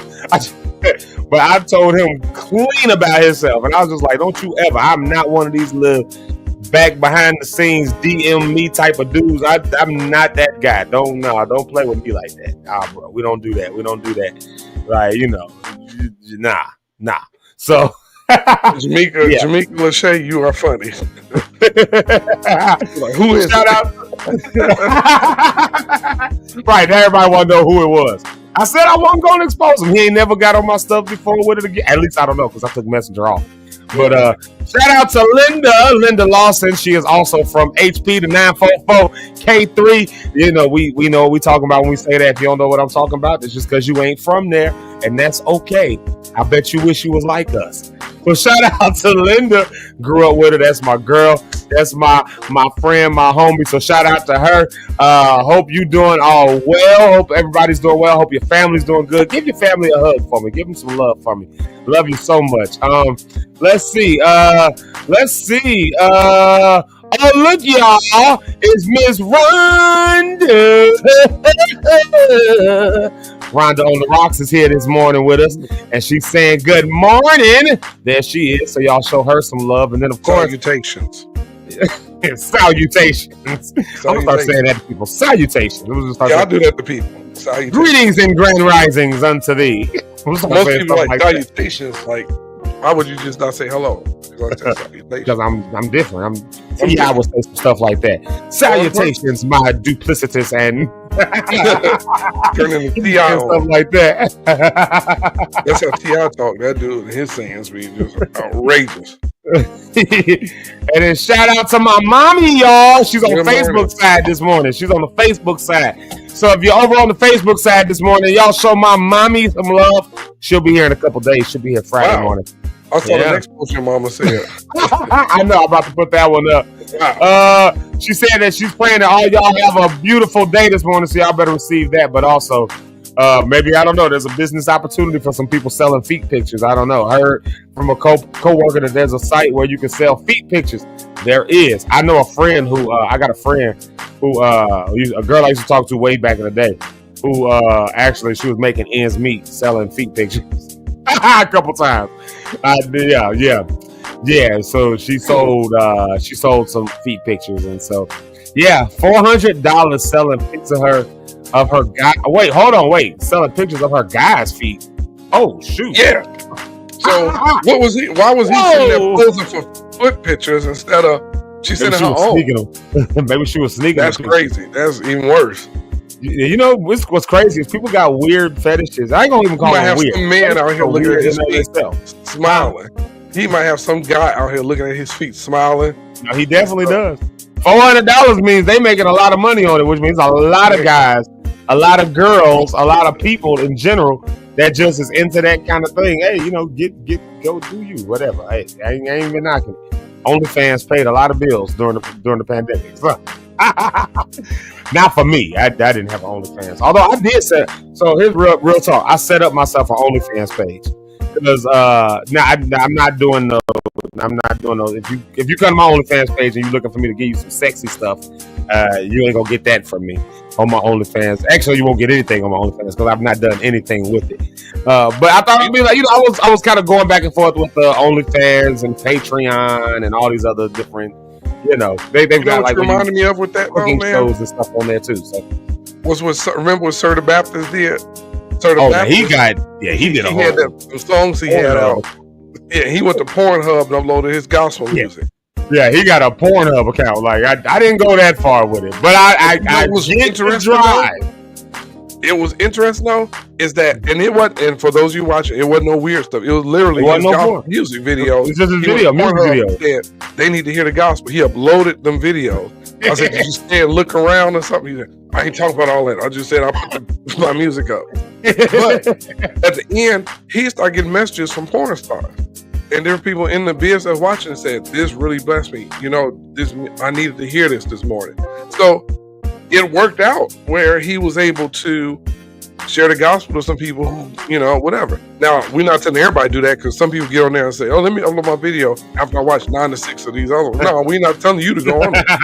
But for this man, he went and he felt led to do it and did it. And he's had, now it's thousands of, some of the stars have quit doing that. Some of them are, just people say, I needed to hear God. I guess God can love me in the midst of doing this. That was kind of messages he got. So shout out to the Baptist for trying that. Now, that ain't for everybody. Again. Yeah. It's a crazy thing. But again, that goes, that kind of goes back as a good segue to what we was talking about. How many times have God given us something to do and it was so radical, so crazy, so off the wall, so just wild. And you feel really led to go and do it, but also you feel like, this is way too wild. This cannot be right. And so you take so you say, well, I'd rather play safe than sorry, because this just can't be like it don't necessarily align with what I was taught, but I know in my heart of hearts it don't necessarily align with what I've seen, but I know in my soul it don't necessarily align with what I've read, or I won't even say what I've read because it don't even necessarily fit in with that, but it don't necessarily align with what the upbringing of church and other things say, but I know in my spirit that this is what I feel led to do. And so instead of going and doing it, we take that pause and we be like, I'm going to play it safe. I'm just not going to. See, it's the same. Think about this. We can equate that to Jesus too. Remember the Jews was expecting him to come like this grand big opening and chariots and horses, and he would come and with an army, and then Jesus showed up there like, who is this? That ain't what we've been taught. We were taught the Messiah is coming this way. It's going to be this. And Jesus came out. No, it's me. Like, not this guy. Him? Man, you grew up cutting wood over here, building furniture. You ain't. But it goes back to how people expect things, or like you said, they have this grand way of how God will move and how he would come. And when the Messiah came, it was like, nah. What they said, man, that's Joseph's kid. How he say he the Messiah? Yeah. The Messiah's going to come with an army, and he's going to tear the government down, and the building is going to blow up. Restore Israel. Yeah, we're going to restore the government of Israel. We're going to be. Hey, y'all. They were like, who? Like this guy. Jesus left. He was like, nah, y'all still going to be under this Roman oppression for another 400 years. So you better. It's you. I mean, because it was another 400 years that the Roman authority still. I mean, you said, hey, no, y'all this Roman pressure. I mean, if he was coming as a political messiah, he was a failure. I mean, that's the honest to God truth. There was another 400 years. Like the temple went down in 76 AD. That was 40 years after Jesus died. Like that was 45 years after Jesus died. The temple went down, and they were still under Roman rule. The Roman rule, Constantine didn't even come around till like the 4th century AD. Like that's 300 something years after Jesus died. Like, and after God, there was still like the Roman government was that was a long lasting empire. But here's some fun news. Eric, you just hit me to this. I mean, and we'll get back to it, but I know you got to go soon. So as a result of that, I definitely want to at least bring this up. Because you just hit me to this in the back comments. I didn't even realize this was happening because I haven't been watching the news. I was in a session last night with Phil. Y'all, I've been getting back into my music world, y'all. Hey, I've been back in it. I've been back in it, E. On your record? Yeah. Well, we was doing some stuff for Phil, but then I started working on some of my stuff after he left. But showing him how to do some stuff. Shout out to Phil. He like, Zeke, I really want to learn how to do this stuff so I can help take some of the pressure off of you. And he's a really quick learner too. Like learning this stuff with Logic, I was like, no, you got to organize these files this way. You got to do this, and this is what compression does. This is what EQing does. And so him learning that and just wanting to come around and learn it to help take pressure off of me. That's an answered prayer. So shout out to Phil Glover. That's my drummer. And before that's you my go into little what you brother. about to announce, Zeke, you got an appointment today. I got an appointment today. Our buddy is in town. I know. She texted me yesterday, and I was like, "Am I gonna see you?" She was like, "We got to do lunch this evening or something later on this evening." She here till Sunday. Oh well, shoot! If we can't do today, then I might. Oh, she here till Sunday. It might be easier to see her at another thing then. Yeah, Tammy Benton. Yeah, today That's might be. Yeah, today might be. But what you say? What I put? You talking about what I put to you in the back channel? Yeah. So that's just so y'all. The government here in America. For those that aren't in America, we are. I ain't gonna say we in a dumpster fire. Other people say we in a dumpster fire. I'll just say we're in an interesting time to be alive. Like you wake up, I didn't realize this news every day in America. Yeah. Like, oh, what happened? I don't know what you gonna wake up to now. Like you don't know what you wake up to one thing, and by the time you go to bed, you done seen 6 other things. I mean, the information overload, the overload of just wild things. We have been so desensitized to weird, wild stuff that. When I was a kid, the kind of stuff that I remember the Monica Lewinsky stuff with Bill Clinton. I mean, it was a big deal that a president should never have slept with someone else. I mean, this was like worthy of impeachment. Like, I remember that. Like, and now we get so much wild stuff. And again, I don't really know or care where you land on the political spectrum. I think we can all agree that we are in wild times. I don't care where you fall on the political spectrum. I don't care if you're a Trump supporter, a non-Trump supporter. You got to admit that the stuff we see today that comes through the news from our government is like wild stuff that would have been like super impeached. Like if this was like just 20 years ago, like if this was 8 years ago. Yeah. I remember they said. I remember Fox News. I remember this episode when it happened live. I don't remember what episode it was. I just remember watching. I was like at a McDonald's or something. Like, and they were like, "Obama, he's the most golf playing. He spends more time on the golf club than he does at the White House." I think it was either like Tucker Carlson or Glenn Beck or somebody like. It was one of them, but they were like on, and I was like, it was on Fox News on the TV, like at this McDonald's. I remember watching that and seeing it, and they're talking about that, and like now. It's just like, no, he deserves his time to go play golf. And then it's just like the flips are just insane. And it's from both sides. This Democrats flip on stuff. Remember they lost their mind when President Obama had on the beige suit. That tan suit. Tan suit. Suitgate. Suitgate was wild, man. He had on that was wild. And they it's not presidential. It's not a tan suit. Yeah, tan suit. Black, you would want to see it. America was going to hell under with that tan suit gate. But so Damon now Brown, we're in a time. Good post. That is what we got. Shout out to Damon. Yeah, what's up, Damon? Yeah. Wild House. Wow, that's what it is right now. It's the wild. It ain't the White House. It's the Wild House. It ain't the White House no more. So speaking of the Wild House, though, of course, these Epstein files have. That was one of the things, a lot of conspiracy theorists voted for Trump. And we got all these conspiracies about Epstein. So we just wanted stuff to be released. So he promised us to release about JFK and Martin Luther King and JFK, MLK, Roswell, all this stuff. He said he was going to tell us all this stuff. And also the Epstein files. And so everybody was like, yes, we need to know the Epstein files. And so we're voting our man in because he's going to tell us the Epstein files. And then Pam Bondi, the U.S. Attorney General, she says, I've got them waiting on my desk right now. So that statement has gotten them in a lot of trouble because he promised the Epstein files. Pam Bondi told us they were on her desk for review. And now the DOJ, the FBI, the CIA, everybody is confirming there are no Epstein files. There are no Epstein Black Book, all that. They're confirming that months after. We got it. Pam Bondi said, not only do we got it, it's on my desk for review. After Epstein himself said, I gave him all the information. Yeah. And Mind Pam you- Bondi had it on her desk for review. She said that. And And let's so not now forget- months later, they're saying it's nothing. But let's not forget, he also committed suicide in the suicide-proof room. Yeah. Let's And not forget they that, confirmed that it was a suicide. They And the all room- have confirmed it was a suicide. So now the crazy news that Eric just told me, and I didn't even realize, and so we had to go back and like research it and look it up now. And Mike Johnson, who has been Trump's butt buddy for a while, has said, "Well, I got my rocks off, so now I need the Epstein files." Flipped on Trump. Oh, Speaker of the House. It's the third man in charge. If you think about it, president, vice president, speaker of the House. Speaker of the House, like, hey, why are you trying to? Because recently, now what Trump did do, he gave the Kennedy files. He's like, here you go, y'all got them. Then he had Congress went live. I don't know if you saw the news last year. Congress went live and said, okay, we admit UFOs are real. We don't know what they are. They're real. So y'all stop saying, are they? Yes. That was on live CNN, Fox. Congress said, yes, we admit. They flying around. We don't know where they from.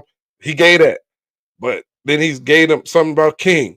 But like I said, when it come to this, the Epstein file, like y'all not getting that. Speaking, I was like, oh, why you hiding it? You gonna give me that? So I want it. That's all. I think it was Trump's lawyer. Like, you're a traitor. Now he's a traitor. Yeah. Well, I think the president's lawyer actually even said, like his former lawyer. Oh shoot, I had his name right on the tip of my tongue. Bald guy, glasses. Really outspoken. It was the president's lawyer through all these cases and everything else. Former lawyer, I had his name. No, not Rudy. No, that's not that crazy bad. And that fool went out like a sucker. You ain't heard nothing about him. You ain't heard nothing else. But where is Rudy Giuliani? Where is Rudy Giuliani? Somebody find Rudy Giuliani. Remember, he was a hero back in 2001.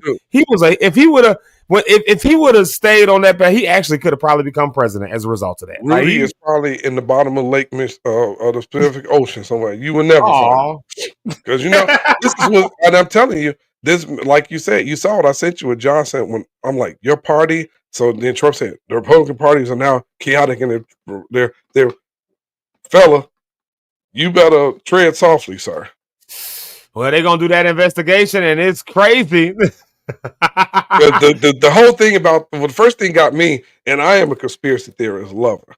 But when I'm sitting there watching news and they say Epstein killed himself in a suicide-proof room, and people are like, oh, that is so sad. Like, do you all know what a suicide-proof room is? Round at edges. There's nothing to hang from. Everything's round. There's no way for this man to have hung himself in a suicide-proof room. And they said they went in there and he hung himself.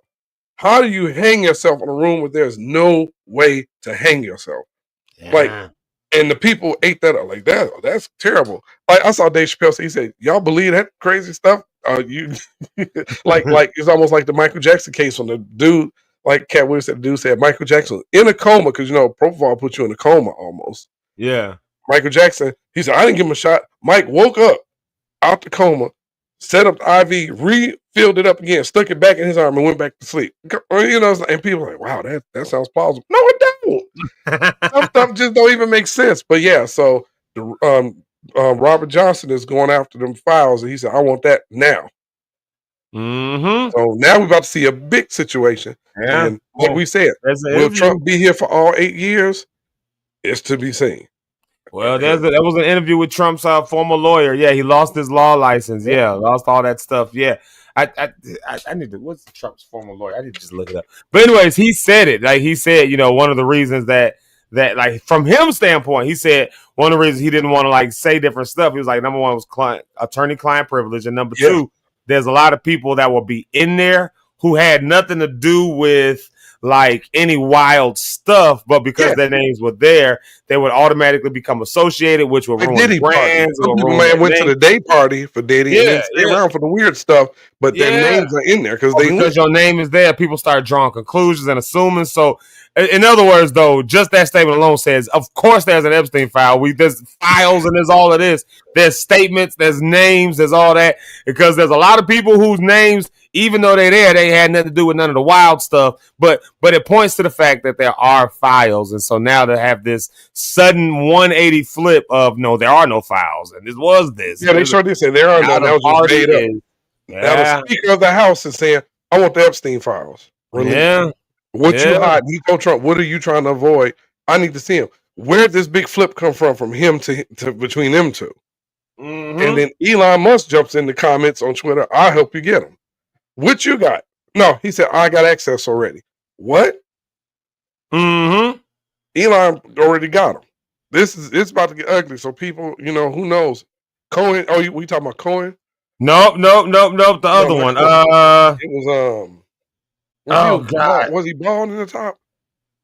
Like balding, like yeah. They had George Jefferson going. George Jefferson. Oh, not Trump's lawyer. I'm sorry. Epstein's David Schoen, Epstein's lawyer. Yeah.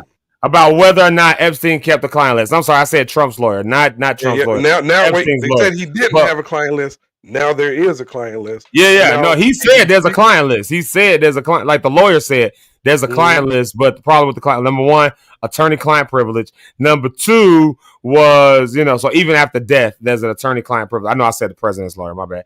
But yeah, after death, even still, attorney-client privilege. And then number two, there's people that's on the list that have nothing to do with anything else that this case is about. But because they're on this client list, if it gets out and it's made public, it's going to ruin them. Why is President Trump fighting that? He's been on that. No, we're not going to do. Why not? What's in there? And the Speaker of the House say, oh, yeah, you go get him up. So what's going to happen between the Speaker of the House and the President? This is going to be an interesting fight. It's going to be interesting. And the Republican Party is like, no, what are you hiding? So there's a whole article came out today that Trump said, I'm going to fix this rift in the Republicans. They're traitors and they're turning against me. If all them people turn against you, sir, your worth is not, you're not important no more. You're not controllable no more. And your usefulness has worn out. That's where he is. He's in those three places. And then to say, I'm not going to deport my wife, they say, well, the same laws apply to your wife and your son. Well, that's my family. That's what he said. So what about the other people's families you deported? Your wife falls under your new law. It's going to be crazy. They can't have her. I tell you, it's a crazy time. It's a crazy time here in the Americas, in this America. Canada, y'all got some space over there? Canada, anybody from Canada, y'all give me some information. Right, y'all taking applicants. Y'all let us over there. Y'all call it. I would go right there to Detroit and drive right over that bridge and find the apartment over there and be like, hey, if I want to come home, I can cross the bridge and fly from Detroit back to I know y'all still connected to the UK. Do y'all call us darkies over there? I can live with that. I call nigga here. I can live with that for a minute. If I had to move to Canada, like where would I move though? Like Toronto would be a cool place, but it still gets cold. But it still gets cold in Toronto. Like it'll be like basically still living here. Like you know what I mean? Like so do I want? Would you move to Africa? I don't know. Well, if I move to Canada, I think I would go to like Vancouver. I would go west, where it gets cold, it gets rainy, but the Pacific Northwest is just beautiful. I would. And so you would never consider moving to Africa? Of course I would. What? Yeah, I thought about buying some land in Kenya. Still thinking about it. Like, yeah. Still thinking about getting some land. Dual citizenships are a thing. People look into it. But he's trying to get rid of that too. Get about. I'm telling y'all, if one more thing stupid happened, I'm making an announcement. I will be leaving the United States, and I will be all right. Well, you might as well start getting your announcement ready because I guarantee you that by this evening, one more stupid thing gonna happen. Like, and then by tomorrow, another stupid thing. And the next day is a wild house right now. It's a wild house like we saw. You say you speak great English. It's just perfect. Fool, that's their national. That was one of the dumbest things. You know what? Immature me though would have been in that room. I would have probably been. I don't know that I could be in government because I would have probably been there cracking up. Like I would. They would have. You got family in Vancouver. Brought me out, huh? Your mama said, Zeke, you got family in Vancouver. Oh wow, that would make sense. My dad used to play football in Vancouver. Actually, yeah, my dad used to play football. I wasn't in Vancouver. I guess it would have been in Vancouver, but he played for the British Columbia Lions, the BC Lions. He played professional football in the Canadian League. He could have gone to the NFL, but he decided to go to Canada instead. For other reasons, he had to tell that story. But yeah. So he played my dad played professional football, and then he came back, and he became a cop and did all that stuff. So yeah. Up in Vancouver. Good morning, Sophia Rivers. Yeah, shout out Sophia. All the way What's down Sophia? in the nap. E, I know you gotta get ready to get up out of here. What you got for the people? I know you might have one thing you got to tell the people other than how crazy it is. You said what? Hell is real. If you don't live right, you're going. But no. Are you spiritually aware? Are you ready? Are you scared of hell? You better be scared of hell, because if you don't live right, you're going. Like, the flames of hell are crackling against your behind, so you better get yourself together. And no, I do have to go, everybody. No, hell is real. But hey, enjoy your day. I will be back Friday, and I just had to come on for because I ain't seen the people in a while, and I heard yesterday Rhonda had a breakdown on here because I wasn't around. So Rhonda, here you go. You just seen me. There you go. I'm here. Rhonda finna say you obsessed. You better. She finna say you obsessed. No, that I just want. Somebody told me to say that, Rhonda. My mother said, you should mess around for a minute. So I'm just messing. But no, hope everybody has a great day. Yeah, she said obsessed. There we go. Obsessed. I know what it. Now there are people obsessed over me. Yeah, again. I brought you up because I was just told to bring you up, man. I'm at my mother's house, so. But no, I hope everybody has a great day. Hope you all have a great week. Hope that, take today and accomplish something. Wait a minute. I'm ignoring all messages. Make sure you accomplish something today that you didn't do yesterday. Is this supposed to rain today? I hope not. It looks it is. It's supposed to storm today, ain't it? Dog it. It's getting cloudy. All right. I guess I just said it's going to be a beautiful day in Chicago, and I forgot that my thing said it was going to storm and rain. Oh, well. Yeah, that's going to happen. Get rain, though. That'll be a good shower for some of y'all. Oh, my God. Here you go. Pour some dishwasher soap on the top and let God do what he going to do. I think God sends showers to clean. I think, number one, rain is to clean things all up. I think, honestly, dust and stuff off the ground. And some of y'all. This is your day. Somebody go to the hospital. Yeah, I gotta go to the hospital in a few minutes and the doctor get my test results. So we pray my results are great. Ooh, actually, real talk though. Yeah, real talk. We all praying that you and that's real talk. We all praying for real that you got good results. We know you went in a couple weeks ago, right? Last week or a couple weeks ago? Yes. Yeah, to do the test, whatever. Oh yeah. And prayers up for my cousin Reese. Her infusions are going for her cancer treatment. Oh, and she needed a certain amount of money. It was crazy, man. It was a lot. They wanted her to pay them almost, I think it was $10,000 to $15,000 before they even helped her. We live in a jacked up system. Isn't that amazing that we live in a system and in a world? And then I'm gonna let you go. But isn't it amazing we live in a system in this country where people literally have to choose between whether or not they will live or die based on the financial strain it will put on their family with medical bills and stuff like that. That's and it's just her, but she went online and mentioned it, and she, people gave her the money online. People just start jumping in there, and artists, people we know, everybody helped her. So now she's able to get the treatment that she needed, and I told her, you can't throw in the towel because she went through cancer before, and she don't mind me saying this because she said it publicly, and she went through it, and she's been good for about 5 years now, or 6 years, I think. And went to the doctor a couple weeks ago for pain and found out she got 2 different forms, and she has the mutant gene for cancer, which the gene she has makes her able to have any type of cancer. There it is. She can automatically get it. So whatever kind something she got now came back, and she's been really sick. Quite susceptible to it, yeah. Everything, yeah. And so, she can have any cancer known because of that gene in her body. Her body can develop it. So whatever one she got now, we're praying for her, and be encouraged, Ree, because she watches. don't you keep, and we ain't planning no funerals and all that kind of stuff. We need to get ready, get my book. No, we ain't doing none of that. You gonna be okay. You know, that's you gonna be okay. So, you know, we love you. Prayers for everybody who's been watching today. Again, thank y'all. Stay with Zeke, because I know Pastor Rich is gonna be here eventually. Is he coming today? Yeah, he'll be here in a minute. Yeah.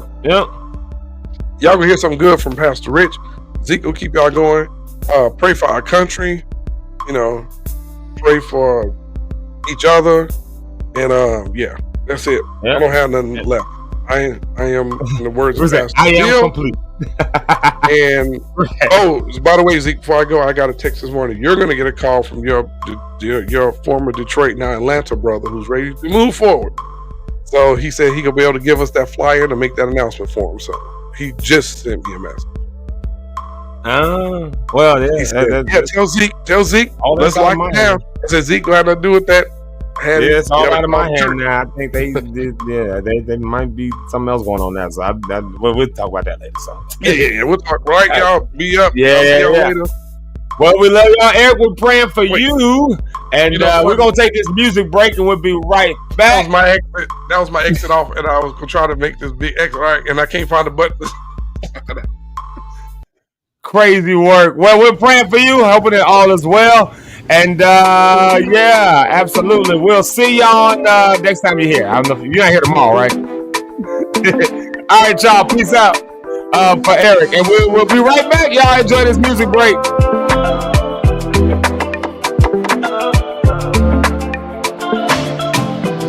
If the lily has no worry, and the sparrow has no care, why should I worry when my Father owns the cattle on the hill? Why should I worry when my Father owns the silver and the gold? So I'm casting my cares on you, casting my cares on you, casting my cares on you, casting my cares, oh. Casting my cares on you, casting my cares on you, casting my cares on you, casting my cares, oh. Papa, shower your blessings, yeah. Shower your blessings, yeah. I don't rush, shower your blessings, shower your blessings, yeah. Papa, shower your blessings, yeah. Shower your blessings, yeah. Bountiful blessings, bountiful blessings, they come my way. Papa, shower your blessings, yeah. Shower your blessings, yeah. I come right, shower your blessings, shower your blessings, yeah. Papa, shower me your blessings, shower your blessings, yeah. Bountiful blessings, they come my way. So I will be anxious for nothing, supplicate for everything. Why should I worry about my problems when I can pray them off?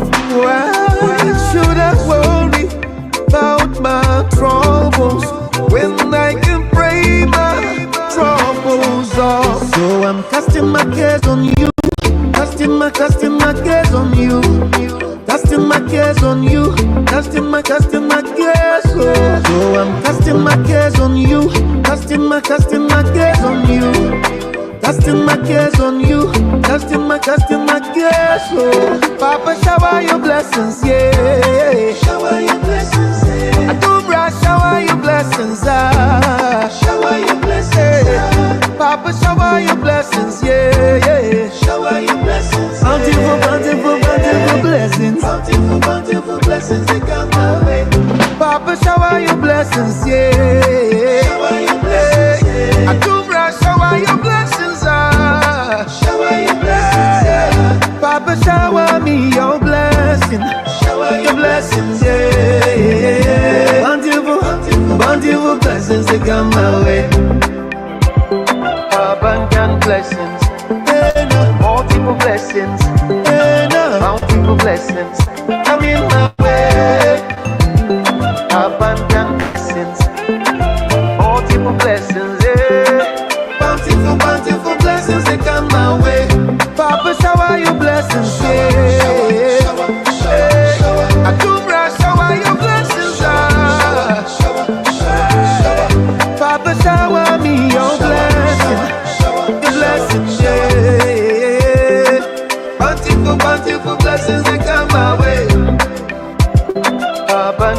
blessings, multiple blessings, bountiful blessings. Come in my way, abundant blessings, multiple blessings, yeah.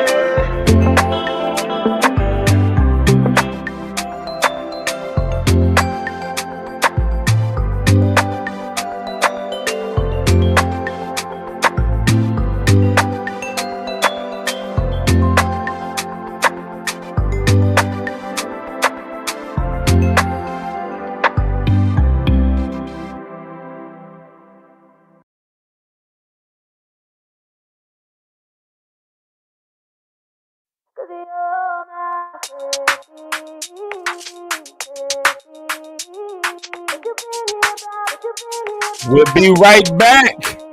Say hello if you're here and you haven't said it already. Let us know that you're here. We'll be right back momentarily, right after this song. Hey. You've been my shelter when the world's shaking from all of the pressure. Come rain or shine, I'm covered through whatever weather. You are my refuge from now till forever. You've been so good to me, yeah, you've been so good to me, yeah, you've been with you, I could do anything, 'cause you're my safety. There's a peace I can't deny, and I know I'll be alright, 'cause you're my safety. And my life can testify that you've been here by my side, 'cause you're my safety. Since I found your love, never letting go, never letting go. Take my hand and lead, and I'll follow you. Oh, you hold me down like an anchor below. You surround me with perfect peace, and that's why I say, There's a peace I can't deny, and I know I'll be alright, 'cause you're my safety. And my life can testify that you've been here by my side.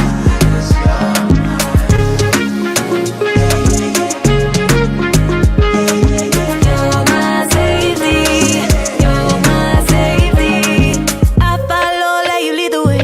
Everywhere I go, every single day. Never wanna leave, I just wanna stay. In your loving arms, in your embrace. Never let me go, never let me go. When I'm on a high or even when I'm low, everything's aligned, I feel it in my soul. 'Cause I know, I know, I know. You've been so good to me, yeah, you've been so good to me, yeah, you've been with you, I could do anything, 'cause you're my safety. There's a peace I can't deny, and I know I'll be alright, 'cause you're my safety. You're my safety, you're my safety.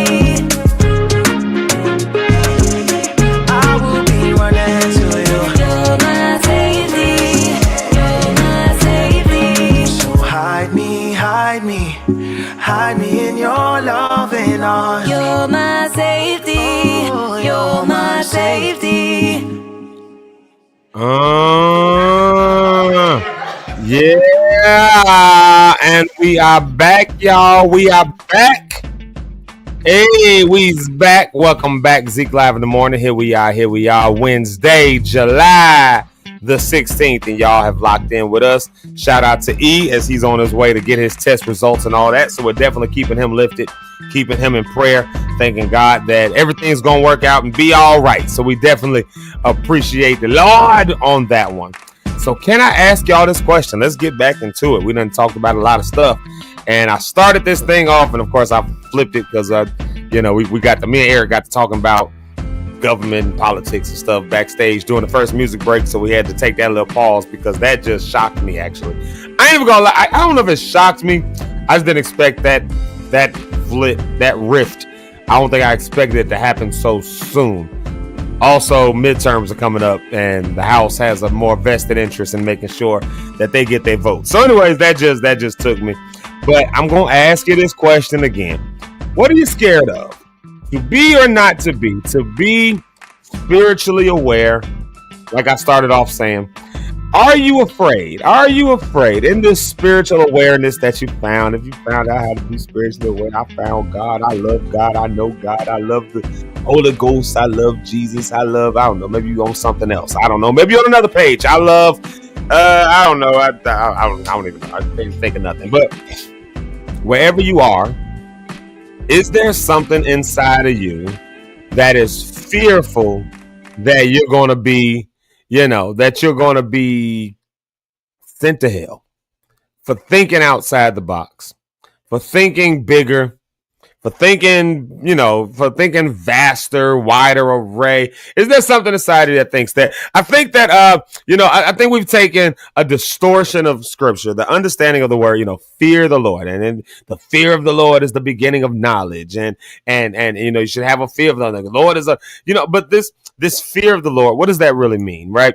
Does this fear of the Lord mean that we are afraid of God and afraid that God gonna beat us up? And I know I use that language and I say it somewhat facetiously, but also that is kind of what it boils down to. I mean, we're kind of scared that God is gonna beat us up. We're scared that we're gonna get people are scared that if I do this, God gonna put a plague on me. If I do this, I'm gonna end up sick. If I do this, I'm gonna end up losing everything. If I do this, then and ultimately it boils down to I'm gonna end up in hell. Like the afterlife is gonna be an eternity of torture. And so people walk in their lives in fear. And I wonder, how many opportunities have we, us lock stars, we can talk to each other. We ain't gotta worry about everybody else. We can talk about ourselves. How often have we given up things out of that fear, a fear for God, as opposed to seeing it as a partnership with God, if I can use that word, like God giving us grace because he's partnered with us to do work in the earth. And so maybe the big idea you have, and I said this yesterday, y'all, if nobody has ever told you this, I said this yesterday, if ain't nobody ever told you that you're amazing and you're creative and you're talented and you're gifted and you have big ideas and you're intelligent and you're wise, if nobody's ever told you that, then I'll tell you that every day if I need to, so that you remember it.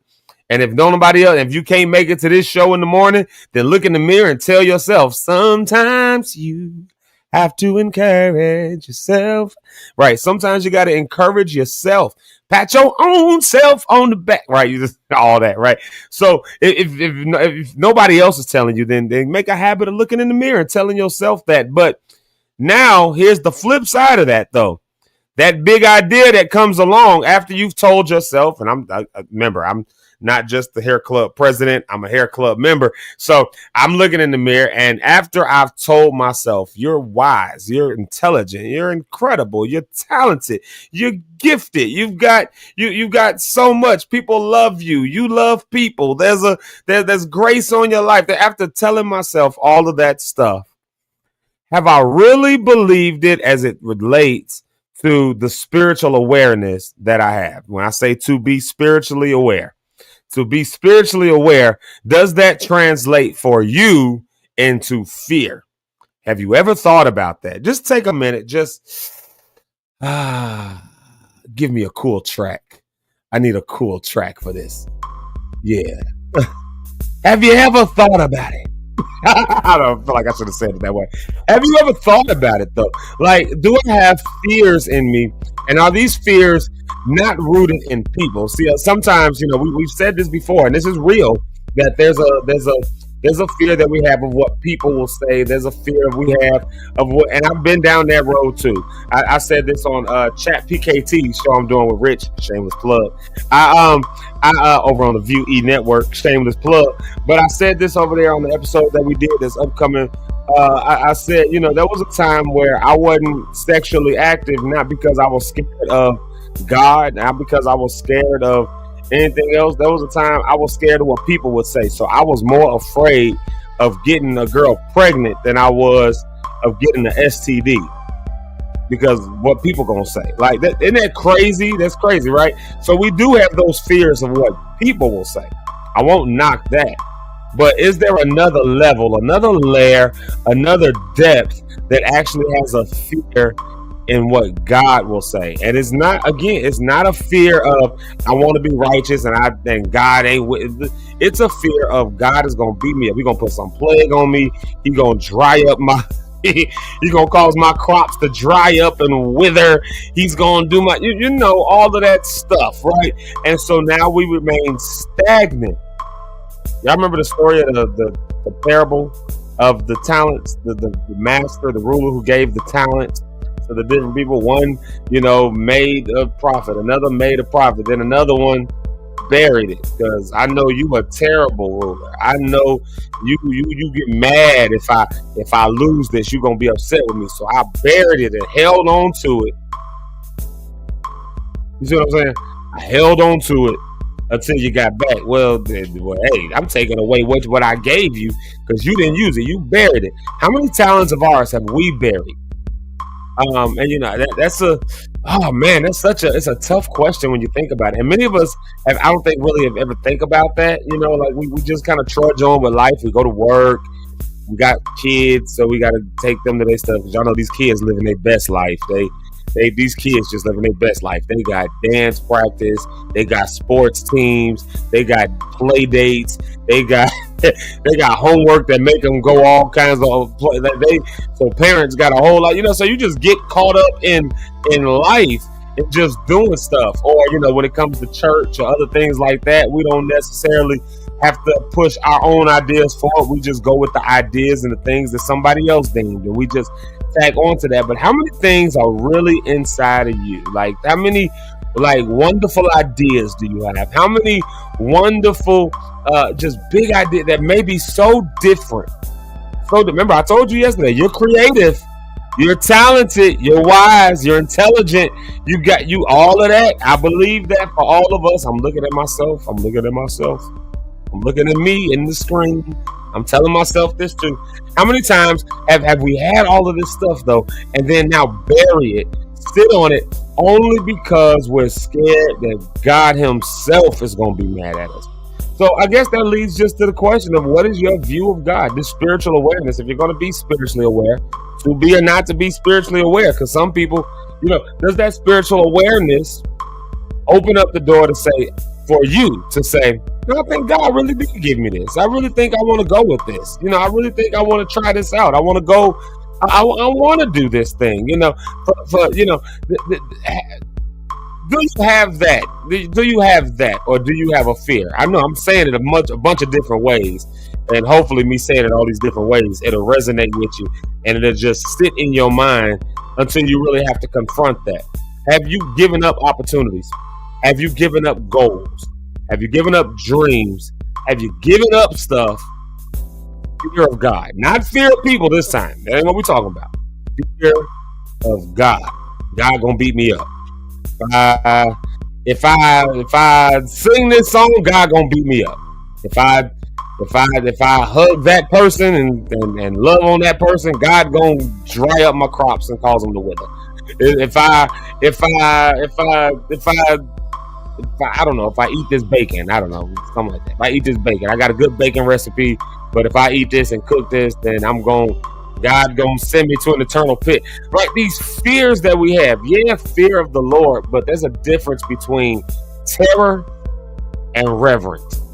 And that word that gets translated to fear is more linked to a reverential kind of a fear, if you will. Like how many of us though look at it as a fear, like I'm scared of God? And that's ultimately what I'm asking you. Do you love the Lord, or are you just scared of him? I got to a point where I was just scared of God. I ain't even gonna lie. I was just scared. It was terror. It was just a terror. God can do bad things to me. I might be driving down the road and he gonna cause something to happen to me because I thought a wrong thought. And I should have been right the whole time.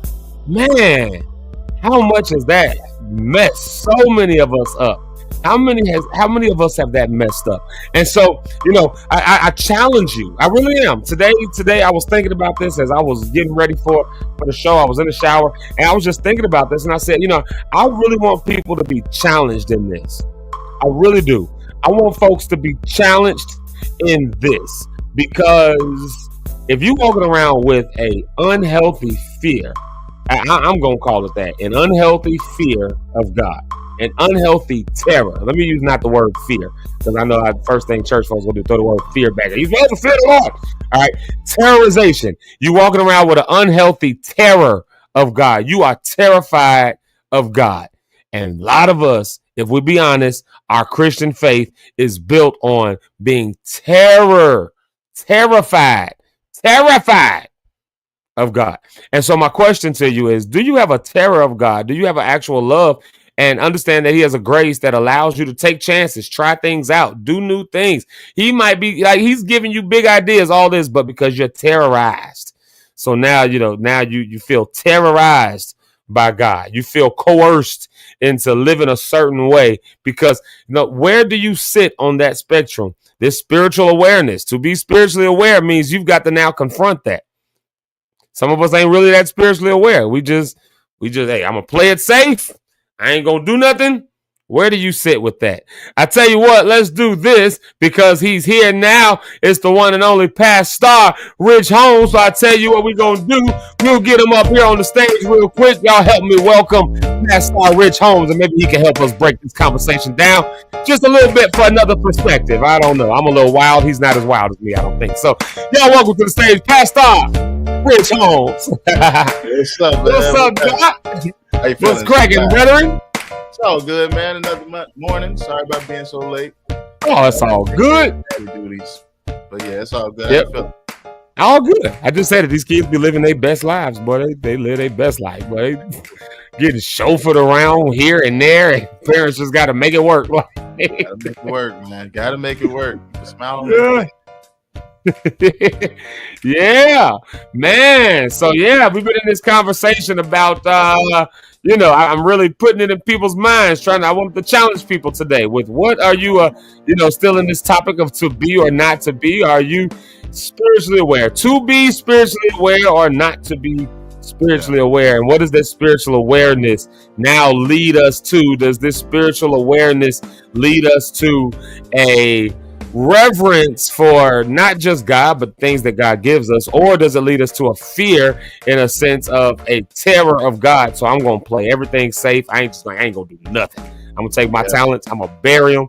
I ain't going to do nothing because I know God has the ability to strike me down. God got the ability to beat me up, essentially. God will beat me up, and then when he's done with me, he gonna take me out and send me to an eternal pit. So I better not do anything wrong, and I'm scared that I'll misstep, and I don't really know grace. All I know is fear of God, fear of the Lord, terror of the Lord. And so I'd rather play it safe, because if I misstep, I don't want everything to go bad.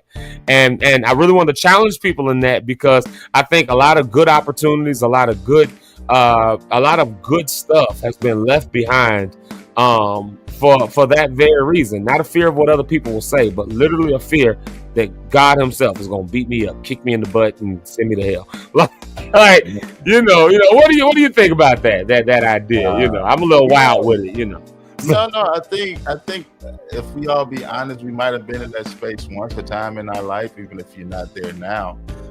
So growing up, that was really what it was about. You got to fear God, not in the sense of what you're talking about in terror, not so much in reverence. I mean, I've heard both sides of the spectrum with it, right?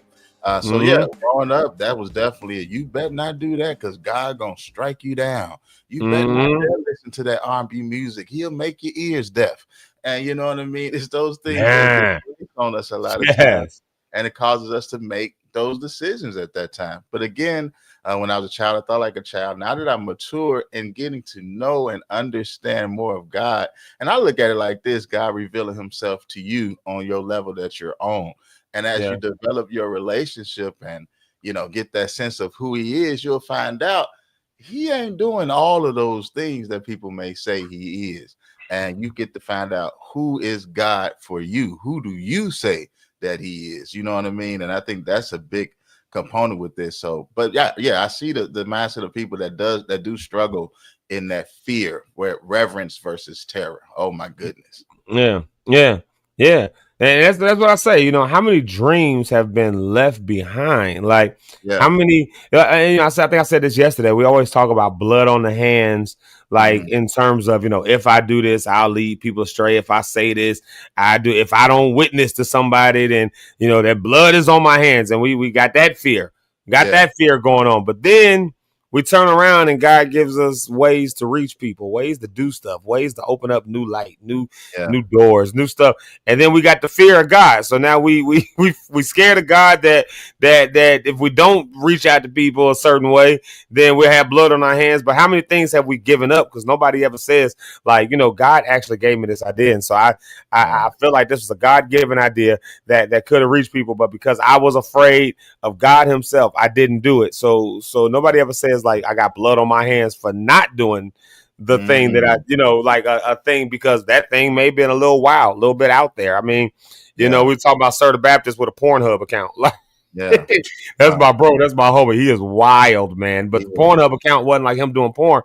He was putting his videos on there. Like, people on here, shoot, why not? Like, and so, and there they were. There they were. He showed it to me like, oh, snap. You really on this mug. Like, man, like I said, I think God reveals people on the level that they at, with the spot that they in. He puts them in different markets. It's just about being the light and knowing that that's what he's called you to do and go in boldness. I love what we talked about even on yesterday. If you guys didn't listen, check it out. When they talked about, I think it was Rhonda talked about it. Shout out to Rhonda. What up, Jamaica? I see you saying what's up to me. Appreciate you.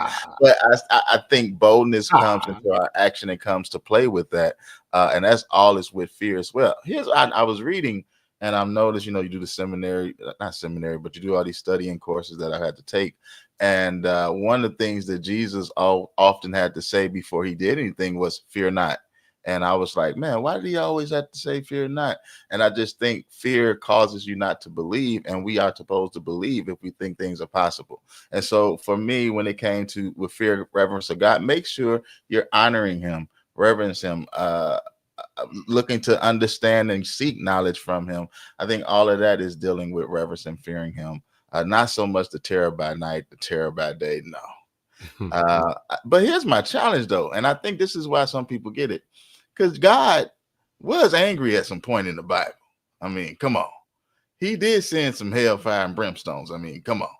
He did make some things happen in there. So I think that plays a part that comes with our belief as we grow, as we were as a child. Because you see those things where you see God smiting. You see God being angry and using the other side that's not highlighted so much. So it's like, what did I do with that? But after you follow the scripture and you read more, you'll understand more about it. But still, it's in there. So on the surface basis, it's like, oh, he can do this. Maybe he will do that. So I think as you get that relationship with him, again, I believe he reveals himself to you along this journey. Yeah, and I get that too. Yeah, I understand that and see that. I know that's where a piece of that comes from. Because where else would you otherwise get that? You know what I mean? That God would be, and that's where most people are getting that from. God to do something to me, he'd beat me up, and this, but this idea, you don't want no beating from God. Oh no, you don't want that. God can beat you in ways other folks can't beat you. He can do this, that, and that. I mean, but I think when you just constantly hear that kind of language, it reinforces maybe the fear that you already have. Like, I mean, like it's scary. Like, I mean, just even in the natural world. Like, if you ever been, y'all know, I say it all the time, I'm from the country. Like, so there'll be times where I will remember driving, y'all know, Illinois is just flat land. It's just straight flat.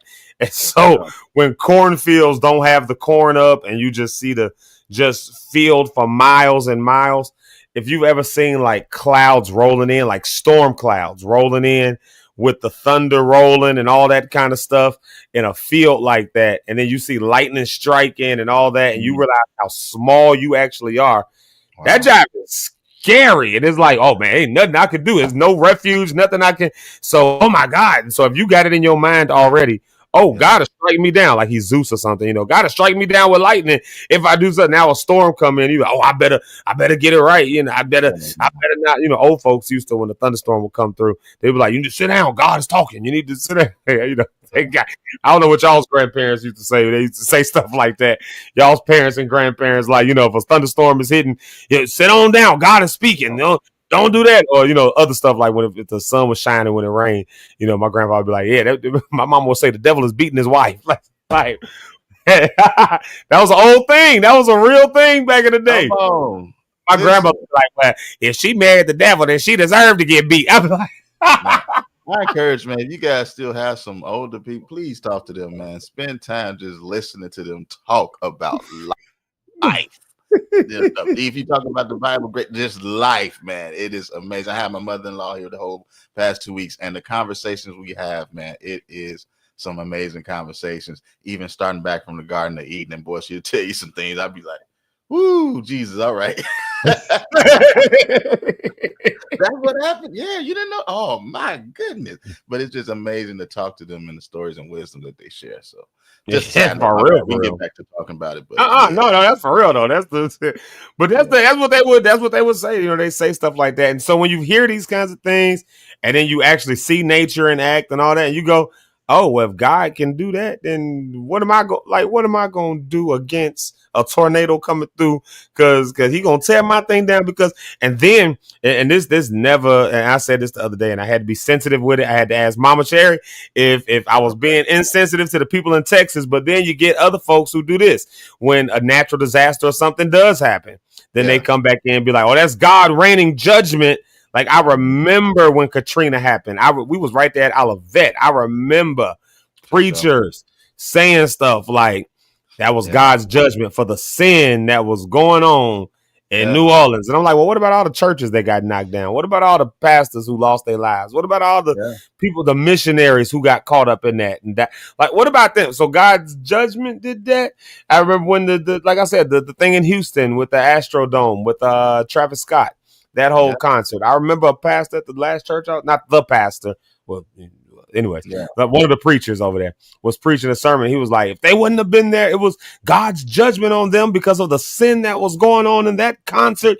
And they lost their lives because they were in there. And I'm just like, how insensitive can you be? In fact, one of the reasons I stopped coming, I remember when a situation happened with a security guard who was best friends, like brothers, with one of my proteges. My little brother, and this was like somebody who was like a brother to him. I won't say no names. I won't say none of that. But you know what I'm talking about. And so when that security guard got killed in the line of duty at a fight and a shooting that happened at the club, I kid you not that after that funeral, that same preacher, and this is the same preacher who also was talking about what do Snoop Dogg know about the gospel and he can't do this. The same preacher. So this fear of the Lord is his whole thing. So so now that I'm thinking about it, maybe this whole thing is for him. But you know, I can remember him like saying after that shooting, like after the funeral, he was like, and then, you know, if he was out there working in the club scene and he was not following the will of God. And then, you know, it was just an embarrassment to watch how the funeral is happening. The baby mother is down there with the kids and they're not married or anything. Why would he lose his life? Because he was in the wrong place. Had he been following God, it's just like, who the are you, man? Like, that pissed me off. And after that, I said, I'll never invite none of my people to this church. I'd never. Wow. Because if my dude who after that situation had actually thought about coming to church that week because he was so distraught over that, had he been sitting in that sanctuary in that pew during that sermon, anyways, I'm about to go off on a tangent on that. That would have been the most detrimental, traumatizing thing to hear that sermon and to hear that tangent get going off on. But that same preacher was talking like that. And so we hear this stuff all the time. Like God is judging this. God, that's what all these natural disasters. So we see this stuff and then we start thinking to ourselves, oh, maybe I better get in line because I don't want this to happen to me. But I have this big idea. Like, I want to do this hip hop show at the club. Like, and I feel honestly led to do this. I don't feel like it's just like a desire that's on me. I feel led to do this. And then, and then, you know, like, I better not do it though, because I don't want the natural disaster to hit. I don't want and now, of course, I can confirm it, like you said, because in the Bible, there's the angry God that shows up, and then there's and all of this stuff weighs on me. So I better play it safe as opposed to sorry. And I think a lot of folks fit into that line. And so, you know, I fear that of people. Go ahead, Doc. Again, the way I'm working on my journey and relationship with God, it's a covenant. I compare it to how I have with my wife. My wife has a fiery side for sure. It's my goal to make sure that fiery side never comes out. But if I do something while I'm walking on a journey in relationship with her, she may get upset, and that fiery side can come on and can come out. So I'm learning, this is just me, like, if I'm in the will of God and I'm doing it, it's my goal and focus to make sure I'm in the right position, to not even think about the angry or the fiery side of God, and focus on the goodness of the Lord. So now when I think about, all he's done for me, whatever it is, I'm going to go ahead and go forward in the will that he's established for me. I think my challenge, I think a lot of our challenge, is finding what this will really is, because we have so many ideas. And so because of fear at times, it stops us from even trying those ideas, when one of those ideas may be what you're supposed to do. But if it's not, here's another thing I love about God. He put in position a whole structure called repentance if you were to fall, if you were to sin, to get you right back in line for his will. So it's not like he's going to put you at the back of the line, to start all over. No, I'm going to put you right back in line where I wanted you to start from in the beginning. So that's why, I love the fact that he said we're supposed to be to start thinking like children and be like children, and really inherit this kingdom that he talks about, because they have no fear, bro. Like, they're just go out there, right? Mm-hmm. And they still have reverence for God. If he gonna say no, stop. Oh, well, let me stop. But how many times are we hear the voice stop, and kids, they still keep going?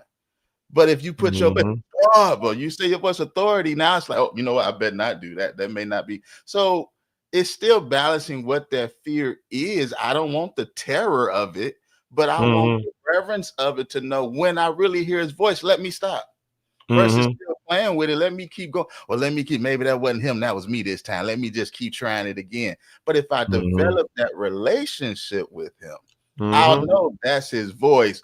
I don't need to do this. Or that's his voice. Let me go ahead and do it. You know what I mean? And I think fear now in the natural sense can go away, while still the fear, reverence of God still stays there. Yeah.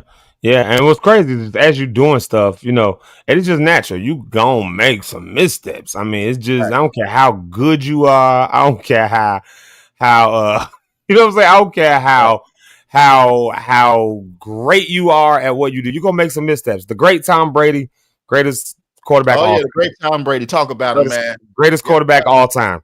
Greatest. Every game. Now, I don't say every game, but definitely many games he's thrown an interception.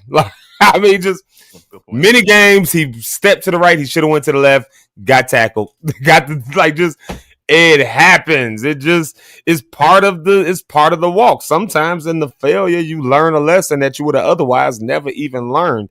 But if you decide, imagine Tom Brady being like, well, I'm scared because I went to the right the last time and I got knocked over, so I better not I'm just gonna stay here. Nigga, you still gonna get knocked over. I'm just like, it's still gonna happen. Limits him from doing more than he needs to do, because he's not going right no more. Yeah. You take that ability away from him. Go ahead. Yeah. Only to find that if you go to the left, you also might get tackled. So I mean, it's just like things just happen. There's a misstep in baseball. They call it errors. And in football, it's over what's the word I'm looking for? Lord have mercy. Like interceptions and stuff like that, you basically overturn the ball. Turnover. Yeah. Okay. A turnover. There we go. I'm like an overturn. That don't sound right. Overturn. I'm just flipping it. Turnover. There we go. I'm like an overturn. What is the? He's gonna overturn it there. It's just about right.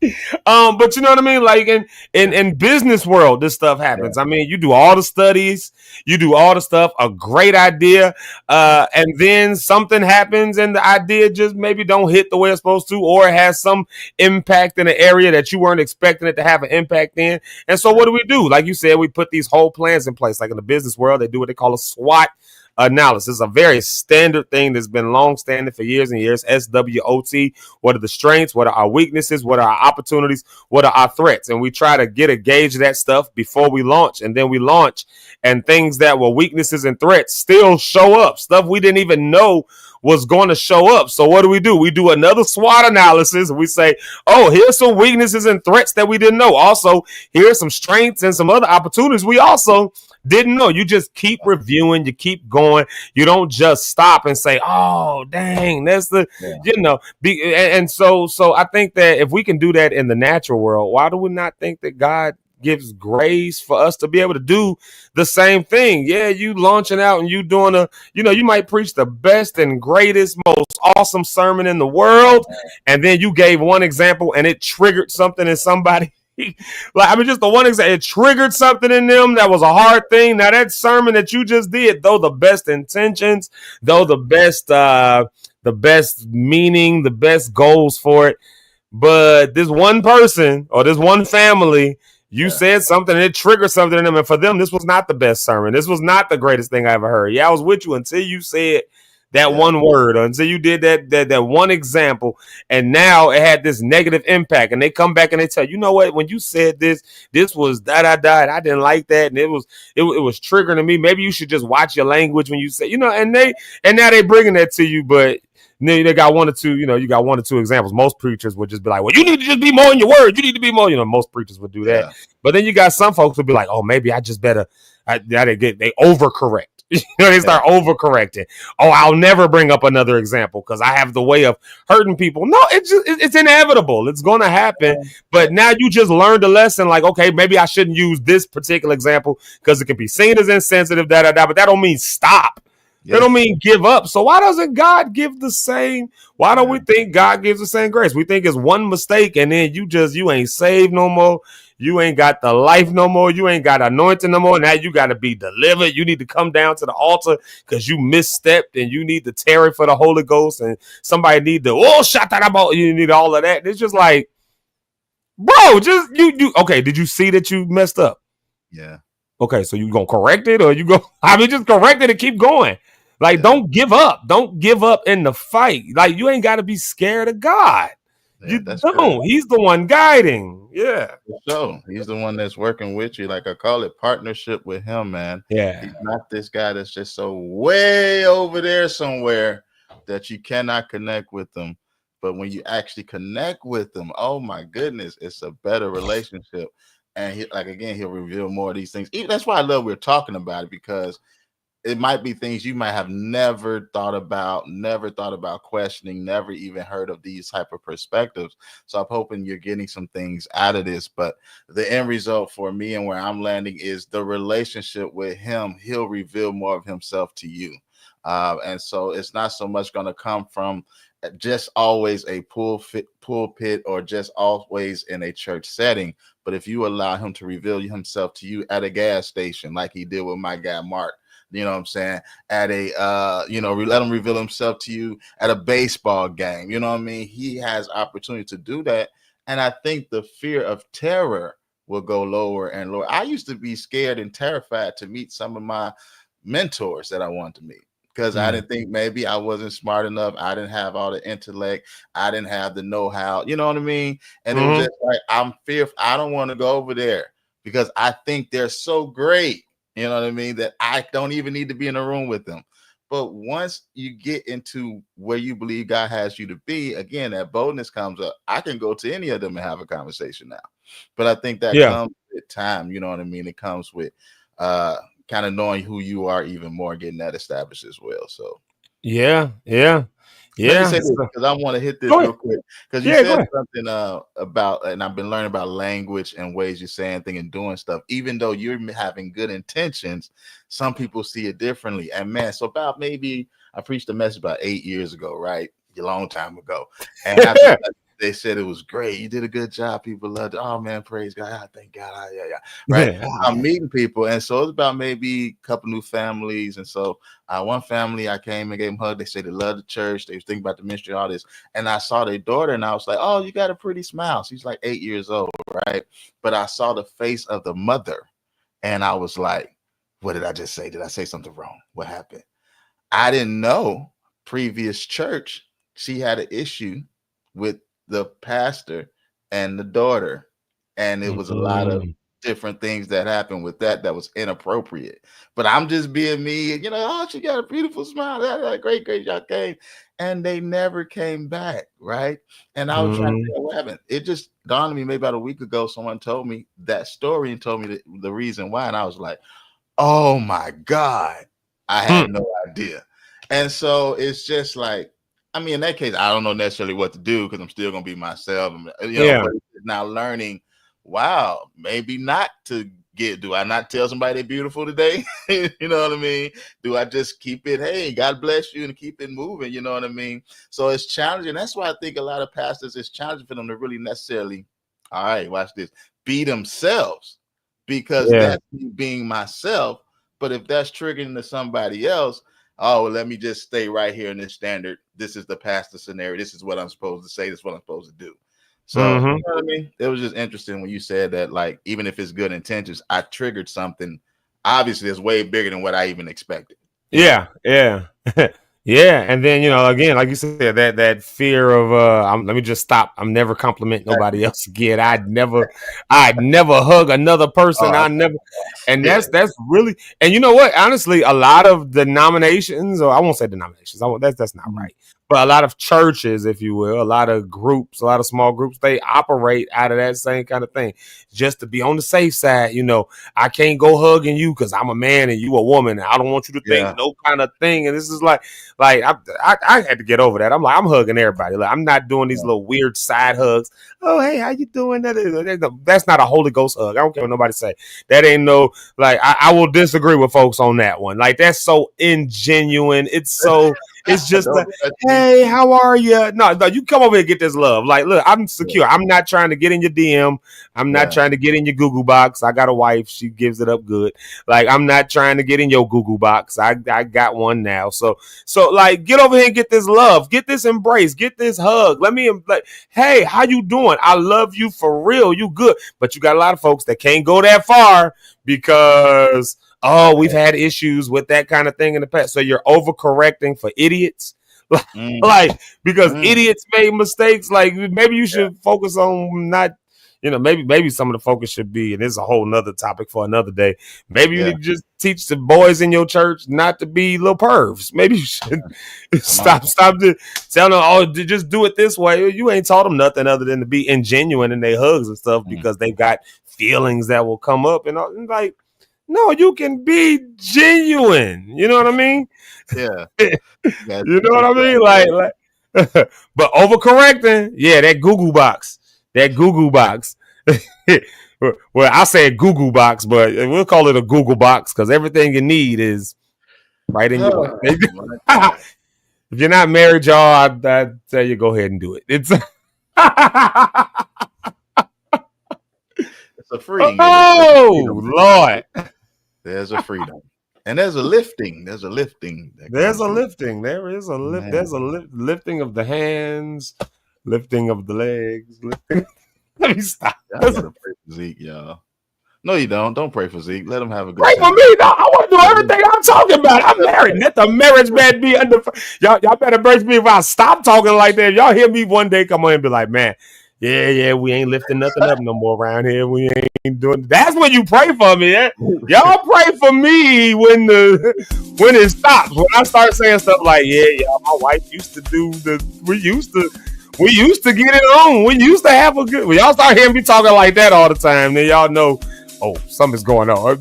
That's when you pray for me. He ain't said nothing about his wife lately in the past 2 days. Ooh, is Zeke okay? Right.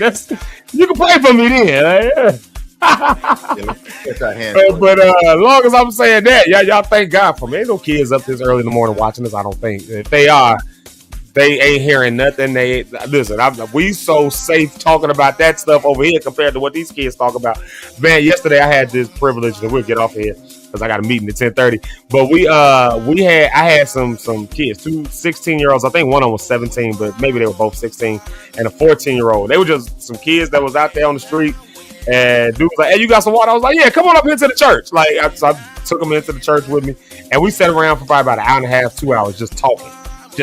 And the trauma and stuff that was in their life, because all of them had experienced like their brother or one of them the cousin, but 2 of them had a brother each, and they weren't all related. So all of them had experienced like very close deaths by gun violence and all that. So we was just talking and going through all of that, and then they was playing their music, and of course I'm listening to the songs, and he was like, well, I want to play the song, but it got some cussing and talk about some stuff. I'm like, well, Play it. I want to hear what's on your mind. I really want to hear it. You made it. God heard you when you cussed, when you said it. So I understand the reverence for the house and all that. But we just here. And I'm listening to the stuff they saying. Y'all think that I'm off the wall talking about some I made love to my wife and all that. I'm listening to a 16-year-old's rap beat talking about how the girl slobbed on his stuff and did the. These kids know a lot more than y'all think they do. Talking about, we got to be better role models. Yeah. I think at this point, being a better role model is showing healthy relationships, like, because they already talking about it. And when I think about it, it ain't even just the kids today. Because I remember being in junior high and we were talking about that stuff then. That was 25, 30 years ago. Like, Lord help me, Jesus. Yeah, listen right now. Real conversations every day. Listen, they know, they hear it. By the time they 9-10 years old, they're already talking about that with their goofy friends. So if y'all think I'm doing too much, when I'll be like, me and my wife, boy, I got my wife. If you think that that's too much, I dare you to sit in the conversation of middle schooler and just listen in like a fly on the wall and listen to what they actually saying and talk about. You're going to be like, oh, Zeke is too safe. My son knows no things. Don't we like to think? Oh, we love I imagine the shock in my mama's eyes when she found that letter when I was in 8th grade. Boy, I found it. She found that letter to that girl. Actually, it was her mama that found it, and her mama called my mama, and it was. I can imagine the shock. Oh my Lord, my son done waking up. Boys are dumb. We do dumb stuff. Man. You don't want to get my. I called. I called the girl and left the phone. I called her mom in the house and left a voicemail. Long time. It was like 6th, 7th grade.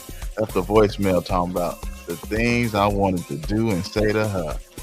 I left the voicemail on her daddy's phone about what a 6th grader, a 7th grader want to say and do with his daughter. You left a voicemail? A voicemail, I said. And the father called and put his wife on the phone because he couldn't talk. Because that's how angry he was. I don't know. You know, when a man can't really talk, that's some real frustration. He got something for you because he ain't trying to hurt me. I get it. But, man, he has some words to say to my parents, my God. And so, that's just, boys are stupid sometimes. You know what I mean? We just say things that we hear off TV and just think it's going to work to try to get a young lady's attention.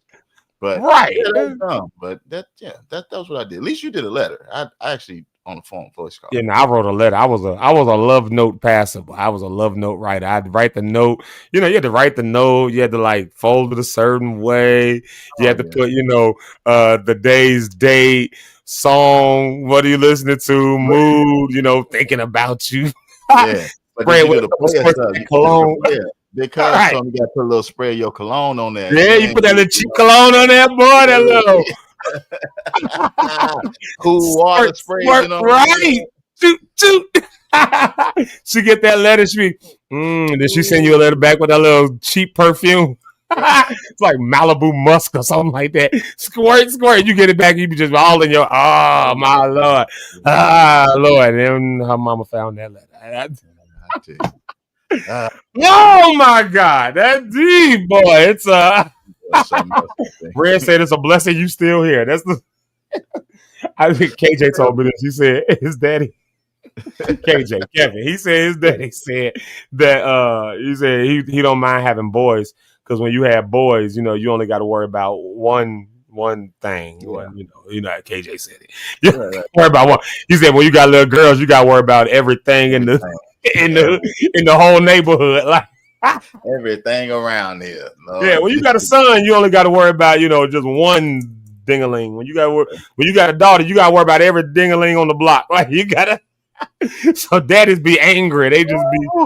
I thank God that my dad had some grace. My mama was pissed, boy. My mom was mad at me. Okay. You just talk to your daddy. My dad, he was so cool. We took a walk. We just walked around. Let's take a walk. We took a outside walk. And he was like so gracious. He was like, I get it. He was like, this, let me break down for you this, that, and the da. He was like, now if this was my uncles, they'd be like, yeah, boy, you better get over there and get you that. You better do that. But I'm gonna tell you, like this, you got to do it. They had a conversation with they. Yeah, let me go ahead. All right, let me talk to you for a minute. Listen. 8th grade Zeke was ready. I was ready.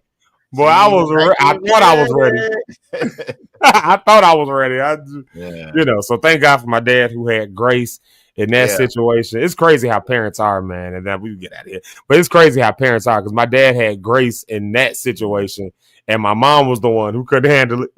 But then when it came like the driving, oh my God, my dad, worst teacher in the world. Like, he was so nervous about, oh my, slow down. Whoa, no, stop. Oh, God, you're going too fast. Dad, I'm doing 35 miles an hour in a 40 mile an hour zone. You just slow down. You just. My mom was just, no, just put your brake a little slower. That she was so much more calm.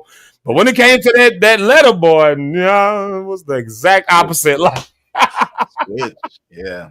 You got to protect you, Doc. Got to protect you. Not yet.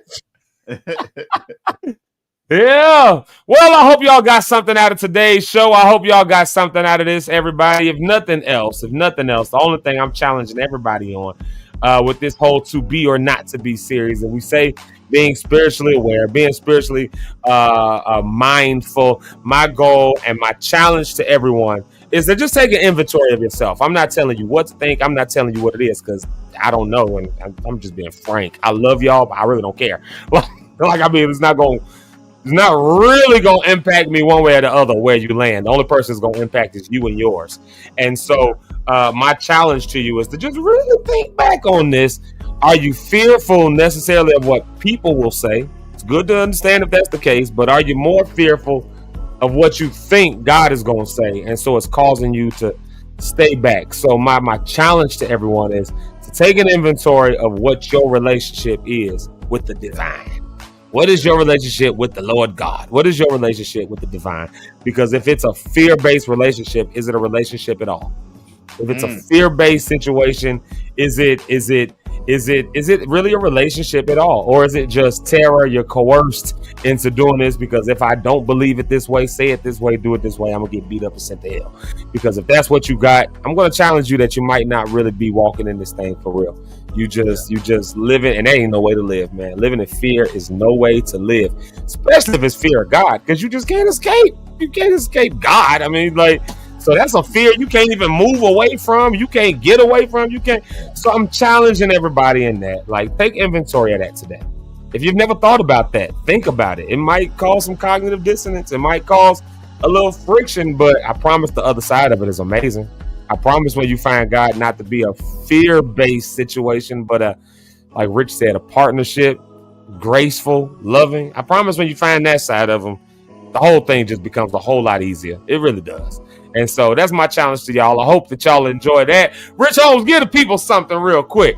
Let the people know something real good, because I done talked enough to them. I done challenged them too much. So go ahead, Doc. Hey, listen, I hope something was said today to help you along your journey, to impact you along what you got going on. Love you, babe. Have a good day. All right. I was just be coming in here talking while we in the middle of a show. My wife was doing the same, walking past, talking like, "Babe, I'm on the air." I'm playing. Okay. Love you, babe. Look, all right. What it is. Continue to go ahead and pursue passions and pursue going forward. Pursue that relationship with God like never before. It will change your life. God, thank you for this time of coming together. Pray for those that are listening, those that are saints and ain't believers, those that are not, Lord, those that are just looking to find something new, looking for something to connect with, or a group to connect with, Lord God. We ask that you to help them to connect even more with you, Lord. Help us to see you even clearer, Lord God, and to know you even better, Lord God. We speak healing right now, Father God. We thank you along this health journey, Lord God. You promised that healing is the children's bread, and we go ahead and take a bite of that bread today, Lord God. Thank you, Lord God. No matter what reports we get today, Lord God, whose report will we believe at the end of the day? Help us to believe your report, Lord God. Help us to believe your report of healing and health and strength and joy and peace, Lord God, even when there's other reports that are negative around us, Lord God. Help us to keep our eyes stayed and fixed on you and to continue to grow in you. Lord God, let this be a great day. Let us experience nothing but joy and peace. In Jesus' name we pray. Amen. Like I always say, life is choice driven. You will live by the like I always say, life is choice driven. You will live and die by the choices you choose to make. I got a hint for you. Choose life. Sorry, my wife distracted me a little bit right there, but it's all good. God bless you.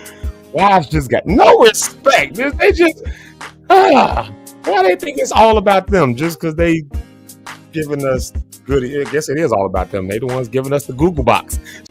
There you go. All right, y'all. We love y'all. We appreciate y'all. Thank y'all so much for being here today. What happened? Oh, I did that. There we go. Thank y'all so much for being here with us on this morning. Another great show. Rich, your prayer went to heaven. Ms. Ursula Ellis said, amen.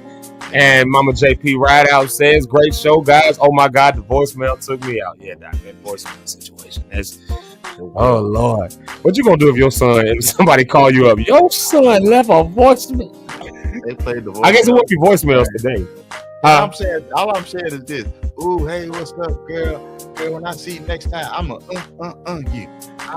I'm saying I'm not saying no words or nothing like that. I'm gonna give you a big old hug and I'm like, what am I doing? What's happening?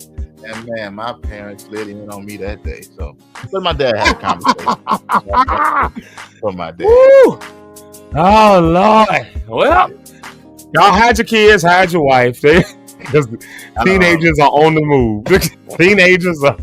And that was back in the 1900s and 90s. Ain't no telling what they're doing in 25. My God. Snapchat, and they can edit text messages. They can do all kind of stuff now to hide their tracks. So y'all just pray for your kids. Y'all better, whatever ideas God is giving, you better go with it, because he might be doing something that you don't even understand. So you better not sit on it and be afraid or be fearful, because you might be getting some ideas, Yeah. So all of that to say, y'all, we love y'all. We appreciate y'all. We always love that y'all be here every day. So we'll be back here tomorrow for more of Zeke Live in the Morning. Until then, tell somebody, tell a neighbor, tell a friend, tell a enemy, tell a foe that Zeke Live in the Morning is live every morning, 7:30 to 10 a.m. Central Standard Time. And we'll all come here and just enjoy each other. I think tomorrow we'll lighten up the load a little bit. Tomorrow and Friday, I think I've been challenging people a lot this week, and I hope we did a kind of a challenging week this week. Challenging people's thoughts and stuff. But I hope that on the other end of it is like better times, less fear, better movement, and that we'll look at the Lock Stars this time next year and say, man, look how far we done came. This time next year, we'll look at today and be like, oh my God, look how far I've come since then. And I hope that's the ultimate goal. So I love y'all. I appreciate y'all. Until tomorrow, I guess we getting up out of here. So peace and chicken grease. And